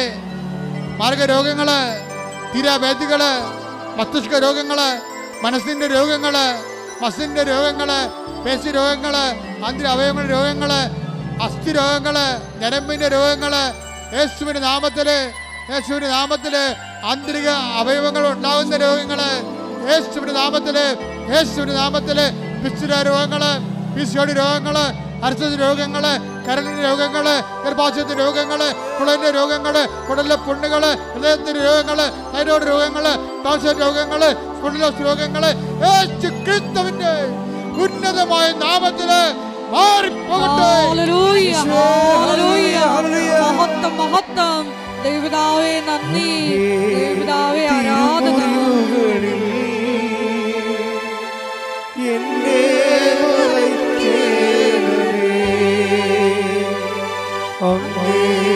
തിരുഹൃദയത്തിൽ എന്നെ ഇരുത്തേണമേ. അങ്ങേ തിരുമുറിവുകളിൽ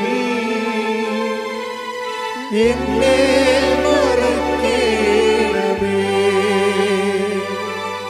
അങ്ങേ തിരുഹൃദയത്തിൽ എന്നെ ഇരുത്തേണമേ. എല്ലാം എനിക്കെന്റെ ഈശോ, എന്റെ ജീവന്റെ ജീവനാമീശോ. എല്ലാം എനിക്കെന്റെ ഈശോ, എന്റെ ജീവന്റെ ജീവനാമീശോ. നമ്മളിപ്പോൾ പ്രാർത്ഥിക്കാൻ പോകുന്ന വിഷയങ്ങൾ ഭൗതികമായ മേഖലകളാണ്. ഇപ്പോഴും റിസൾട്ട് റീവാലുവേഷൻ കൊടുത്തിട്ട് വേദനയോടെ റിസൾട്ട് പരിശോധിച്ചുകൊണ്ടിരിക്കുന്നവരുണ്ട്, കാത്തിരിക്കുന്നവരുണ്ട്. അവർക്ക് വേണ്ടി പ്രാർത്ഥിക്കുന്ന സമയമാണ്. പരീക്ഷയ്ക്ക് വേണ്ടി ഒരുക്കിക്കൊണ്ടിരിക്കുന്നവരുണ്ട്. ഇവിടുന്ന് പരീക്ഷയ്ക്ക് വേണ്ടി ആശീർവാദം വാങ്ങിച്ചു പോയിരിക്കുന്നവരുണ്ട്. അവരെ മാതാവിൻ്റെ മധ്യശീശയ്ക്ക് സമർപ്പിക്കുന്ന സമയമാണ്. മെയ് മാസം മുഴുവൻ ഉടമ്പടി എടുത്തിട്ട് കഴിഞ്ഞ 3 മാസമായിട്ട് ഉടമ്പടി എടുത്തവരുണ്ട്. ഉടമ്പടി പുതുക്കി പുതുക്കി നിലനിൽക്കുന്നവരുണ്ട്. അവരെല്ലാം ഇപ്പോഴേ അൾത്താരയിൽ ഓർക്കുന്ന ഈ മാസം പ്രധാനപ്പെട്ട നിർണായകമായ ദിവസങ്ങളുള്ളവരുണ്ട്. ഈ ആഴ്ചയിൽ നിർണായകമായ ദിവസങ്ങളുള്ളവരുണ്ട്. ജപ്തി നടപടിക്ക് വന്നവര്, ഓപ്പറേഷൻ നിശ്ചയിച്ചവരെ, DNCയുടെ റിപ്പോർട്ട് വരാൻ കാത്തിരിക്കുന്നവരെ, പ്രസവമുള്ളവർ, പ്രസവത്തിന് ഓപ്പറേഷൻ ഉള്ളവരെ, കുഞ്ഞിനെ അബോർട്ട് ചെയ്ത് കളയാൻ പറഞ്ഞിരിക്കുന്നതിൻ്റെ പേര് ധർമ്മസങ്കടം അനുഭവിക്കുന്ന അമ്മമാർ, എല്ലാവരും സമർപ്പിക്കുന്ന സമയമാണ്. കൃപാസന അമ്മ ദേവമാതാവ് സമയ ഘടികാരം ചാർത്തി നെഞ്ചിൽ ചാർത്തി ദുരന്തമുണ്ടാകാൻ പ്രാർത്ഥിക്കണമെന്ന് മനുഷ്യരാശിയുടെ ആവശ്യപ്പെട്ട വിശുദ്ധമായ അൾത്താറയിൽ നിന്നുകൊണ്ട് പ്രാർത്ഥിച്ചുകൊണ്ടിരിക്കുകയാണ്.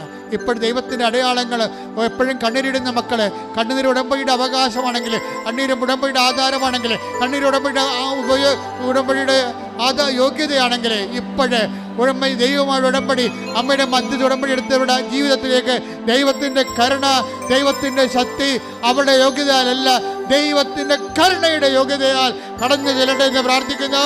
യേശുവിന്റെ നാമത്തിൽ ആർക്കെല്ലാം വേണ്ടിയാണോ ഇപ്പോൾ പ്രാർത്ഥിക്കുന്നവര്, വീടില്ലാത്തവര്, സ്ഥലമില്ലാത്തവര്, വീടില്ലാത്തവര്, വഴിയില്ലാത്തവര്, കർത്താവെ ജയിലിൽ കിടക്കുന്നവര്, കർത്താവ് കേസ് അകപ്പെട്ടിരിക്കുന്നവര്, കേസിൽ നല്ല തീരുമാനം ഉണ്ടാകാൻ വേണ്ടി കാത്തിരിക്കുന്നവര്, വിദേശങ്ങളിൽ ജോലിക്ക് വേണ്ടി പോകാതിരിക്കുന്നവര്, നാട്ടിൽ ജോലി നഷ്ടപ്പെട്ടിരിക്കുന്നവര്, നാട്ടു ജോലിക്ക് വേണ്ടി ശ്രമിക്കുന്നവര്, എല്ലാവരും ശ്രമിച്ച് പ്രാർത്ഥിക്കുന്ന, കുടുംബ സമാധാനം ഇല്ലാത്തവര്, ഭർത്താവിൻ്റെ ഭാര്യയുടെ അവിശ്വസ്ത കാരണം ജീവിതത്തിൽ വേദന അനുഭവിക്കുന്നവര്, മക്കൾ ഇല്ലാത്തവര്, മക്കളെ കുരുത്തക്കേടായിട്ട് ജീവിക്കുന്നവര്, അന്യബന്ധങ്ങളെ പോയിട്ട് കുടുംബത്തിന് അപമാനം ഉണ്ടാക്കുന്നവര്, എല്ലാവരും ഇടിമുഴക്കം പോലെ ശ്രദ്ധിക്കട്ടെ.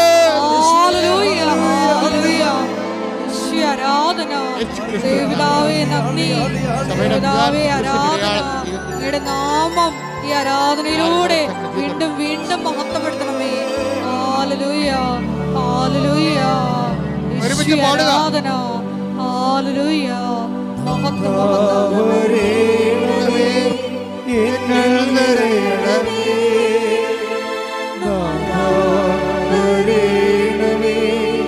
സൗഖ്യം നൽകണമേ നാഥാ,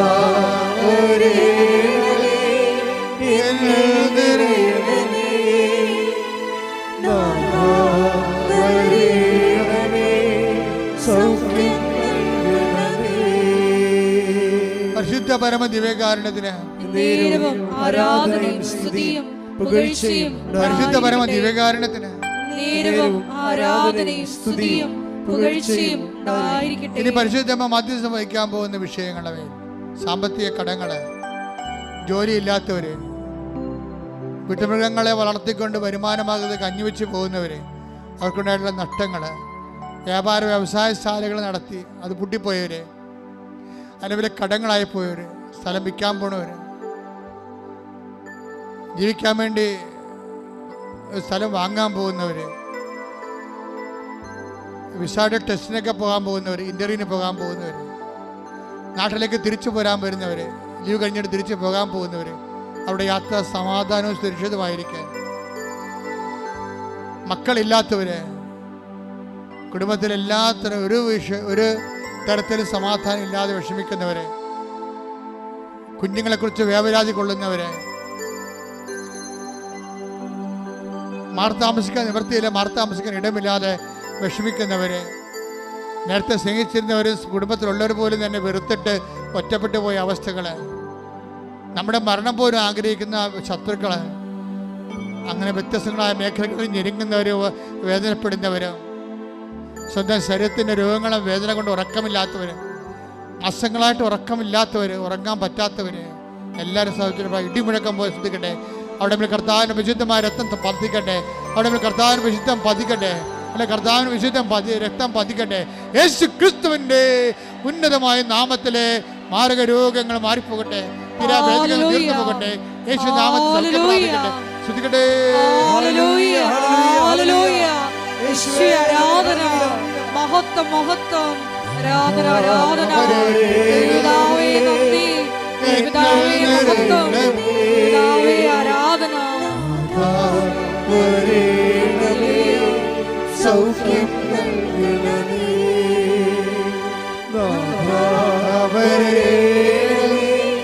എന്നിൽ നിറയണമേ നാഥാ, സൗഖ്യം നൽകണമേ. അർശസ് പോലെ മാംസപിണ്ഡങ്ങൾ താഴേക്ക് ഇറങ്ങുന്നവരുണ്ട്, അവരെ കർത്താവ് സ്പർശിച്ച് സൗഖ്യത്തേക്ക് നയിച്ചുകൊണ്ടിരിക്കുന്നു. അർശസ് തന്നെയാകണമെന്നില്ല, വേറെ എന്തെങ്കിലും കഷങ്ങളായാലും ശരീരത്തിൻ്റെ ഉള്ളിൽ നിന്ന് പുറത്തേക്ക് പോകുന്ന സ്രാവങ്ങളെയും മാംസകഷ്ണങ്ങളെയും അതിനുള്ള രോഗം അനുഭവിക്കുന്നതിനും കർത്താവ് സൗഖ്യപ്പെടുത്തിയിട്ടുണ്ട്.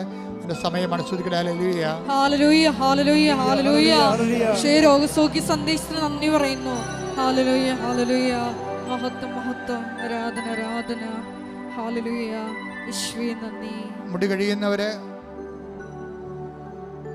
അവന് ശരീരത്തിൽ വട്ടം വട്ടം പോലെ വ്രണങ്ങളുള്ളവര്, ശരീരത്തിൽ തലയിലൊക്കെ എല്ലാം വട്ടം വട്ടം രോഗം കൊഴിഞ്ഞു പോകുന്നവര്, ആർക്കെല്ലാം വേണ്ടി പ്രാർത്ഥിക്കുന്നതിന് വേണ്ടി ദൈവത്തിൻ്റെ നിർദ്ദേശമുണ്ട്. ഉടമ്പടി എടുക്കുന്നവർ തീരുമാനം എടുക്കണം. നമ്മളായിട്ട് മറ്റുള്ളവരുടെ ജീവിതത്തിന് ഒരു ക്ലേശം ഉണ്ടാകത്തില്ല. വെള്ളം വിടാതിരിക്കുക, അഴുക്കുചാല അടച്ചു കളയുക, പരിസരം മലിനമാക്കുക, അതൊക്കെ ഒരു ദൈവഭയത്തിന് ചേരാത്തതാണ്. മുട്ടിൻ്റെ താഴേക്കുള്ള അസ്ഥിഭാഗങ്ങൾ സൂക്ഷിച്ചിരിക്കുന്നവരെ കർത്താവ് സുഖപ്പെടുത്തുന്നുണ്ട്. യേശുവേ നന്ദി, യേശുവേ ആരാധന. മഹത്വം, മഹത്വം, ആരാധന, ആരാധന. രോഗസൗഖ്യ സന്ദേശം നന്ദി പറയുന്നു. ഞങ്ങളുടെ ഇടയിൽ പ്രവർത്തിക്കുന്ന അവിടുത്തെ സാന്നിധ്യത്തിന് നന്ദി പറയുന്നു. ഹല്ലേലൂയ, ഹല്ലേലൂയ. സമാപന ആശീർവാദത്തിനെ മുട്ടി നിൽക്കുക. ഒരിക്കൽ കൂടി മരിയൻ ഉടമ്പടിയിൽ സമർപ്പിച്ചിരിക്കുന്ന എല്ലാ വിഷയങ്ങളും ദൈവമാതാവിൻ്റെ മധ്യസ്ഥയിൽ ദിവ്യകാരുണ്യ സന്നിധിയിൽ സമർപ്പിച്ച് നമുക്കൊരു നിമിഷം മൗനമായിട്ട് പ്രാർത്ഥിക്കാം. ജീവിത ക്ലേശങ്ങളുടെ സമയത്ത് മത്തായിയുടെ സുവിശേഷം 6:33 അനുസരിച്ചുകൊണ്ട് ദൈവത്തിൻ്റെ നീതിയിൽ ആശ്രയിച്ചുകൊണ്ട് അവിടുത്തെ രാജ്യം അന്വേഷിച്ചുകൊണ്ട് ദൈവകൃപയും അനുഗ്രഹവും കരയേറ്റുവാൻ ഈ ആരാധനയിലൂടെ ഞങ്ങളെ അഭിഷേകം ചെയ്യണമേ എന്ന് ഒരു നിമിഷം നമുക്ക് പ്രാർത്ഥിക്കാം. ജീവിത ക്ലേശ കാലഘട്ടങ്ങളിൽ ഈശോയെ അങ്ങയിൽ മാത്രം ആശ്രയിച്ചുകൊണ്ട് സത്യം ഗ്രഹിക്കുവാൻ, വിശ്വസ്തതയിൽ മുന്നേറിക്കൊണ്ട് ദൈവസ്നേഹത്തിൽ വസിച്ചുകൊണ്ട് നിലനിൽക്കുന്ന ഫലം പുറപ്പെടുവിക്കുവാൻ ഞങ്ങളെ ഓരോരുത്തരെയും തിരഞ്ഞെടുത്ത് അഭിഷേകം ചെയ്യണമേ എന്ന് ഒരിക്കൽ കൂടി പ്രാർത്ഥിച്ചുകൊണ്ട് ശിരസ് നമിച്ച് നമുക്ക് ദിവ്യകാരുണ്യനാഥൻ്റെ ആശീർവാദം സ്വീകരിക്കാം.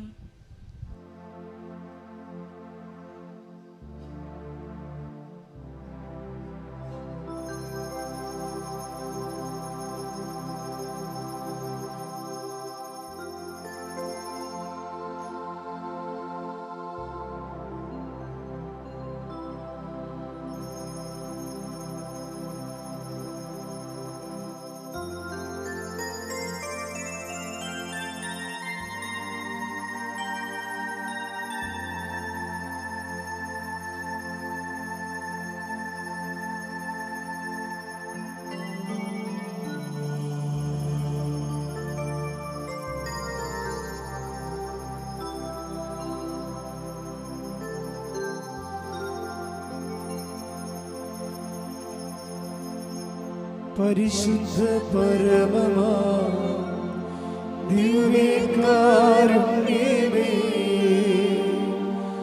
എന്നും അങ്ങേക്കാരാധന. പരിശുദ്ധ പരമമാ ദിവ്യകാരുണ്യമേ, എന്നും അങ്ങേക്കാരാധന. പരിശുദ്ധ പരമമാ ദിവ്യകാരുണ്യമേ, എന്നും അങ്ങേക്കാരാധന. ആവേ ആവേ ആവേ മരിയ, ആവേ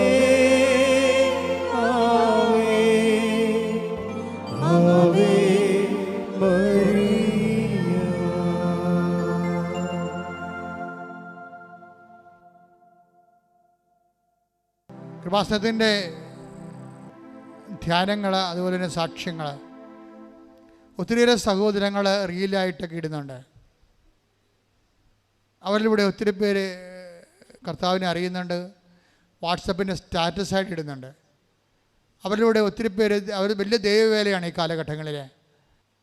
സോഷ്യൽ മീഡിയയിൽ കൈകാര്യം ചെയ്യുന്നവർ കൂടുതൽ പേര് ദൈവത്തിൻ്റെ പ്രവർത്തനങ്ങളെ ലോകത്തിന് എത്തിക്കാൻ വേണ്ടി തങ്ങളുടെ കഴിവുകൾ പ്രയോഗിക്കുന്നവരെ സമർപ്പിച്ച് പ്രാർത്ഥിക്കാം. സ്തുതിക്കട്ടെ. ഹല്ലേലൂയ, ഹല്ലേലൂയ, ഹല്ലേലൂയ, ഹല്ലേലൂയ. ഈശോയെ നന്ദി, ഈശോ ആരാധന, ഈശോ ആരാധന. ഈശോയെ ലോകത്തിൽ കൊടുക്കുവാനുള്ള ഞങ്ങളുടെ എല്ലാ പരിശ്രമങ്ങളെയും ഈശോയെ അപ്പാ അഭിഷേകം ചെയ്യണമേ. കൂടുതൽ കൂടുതൽ പ്രയത്നിക്കുവാൻ ഞങ്ങൾക്ക് കൃപ നൽകണമേ. ഹല്ലേലൂയ. ഇവിടുത്തെ ആദ്യത്തെ ധ്യാനം രാവിലെ 7 മണിക്കാണ് ആദ്യത്തെ ഫസ്റ്റ് ബാച്ച്. ഉടമ്പടി ആദ്യമായിട്ട് എടുക്കാനുള്ളവർക്ക് ഫസ്റ്റ് ബാച്ച് 7 മണിക്കാണ് തുടങ്ങണത്. 7:30 പരിശുദ്ധ കുർബാനയാണ് എല്ലാ ദിവസവും.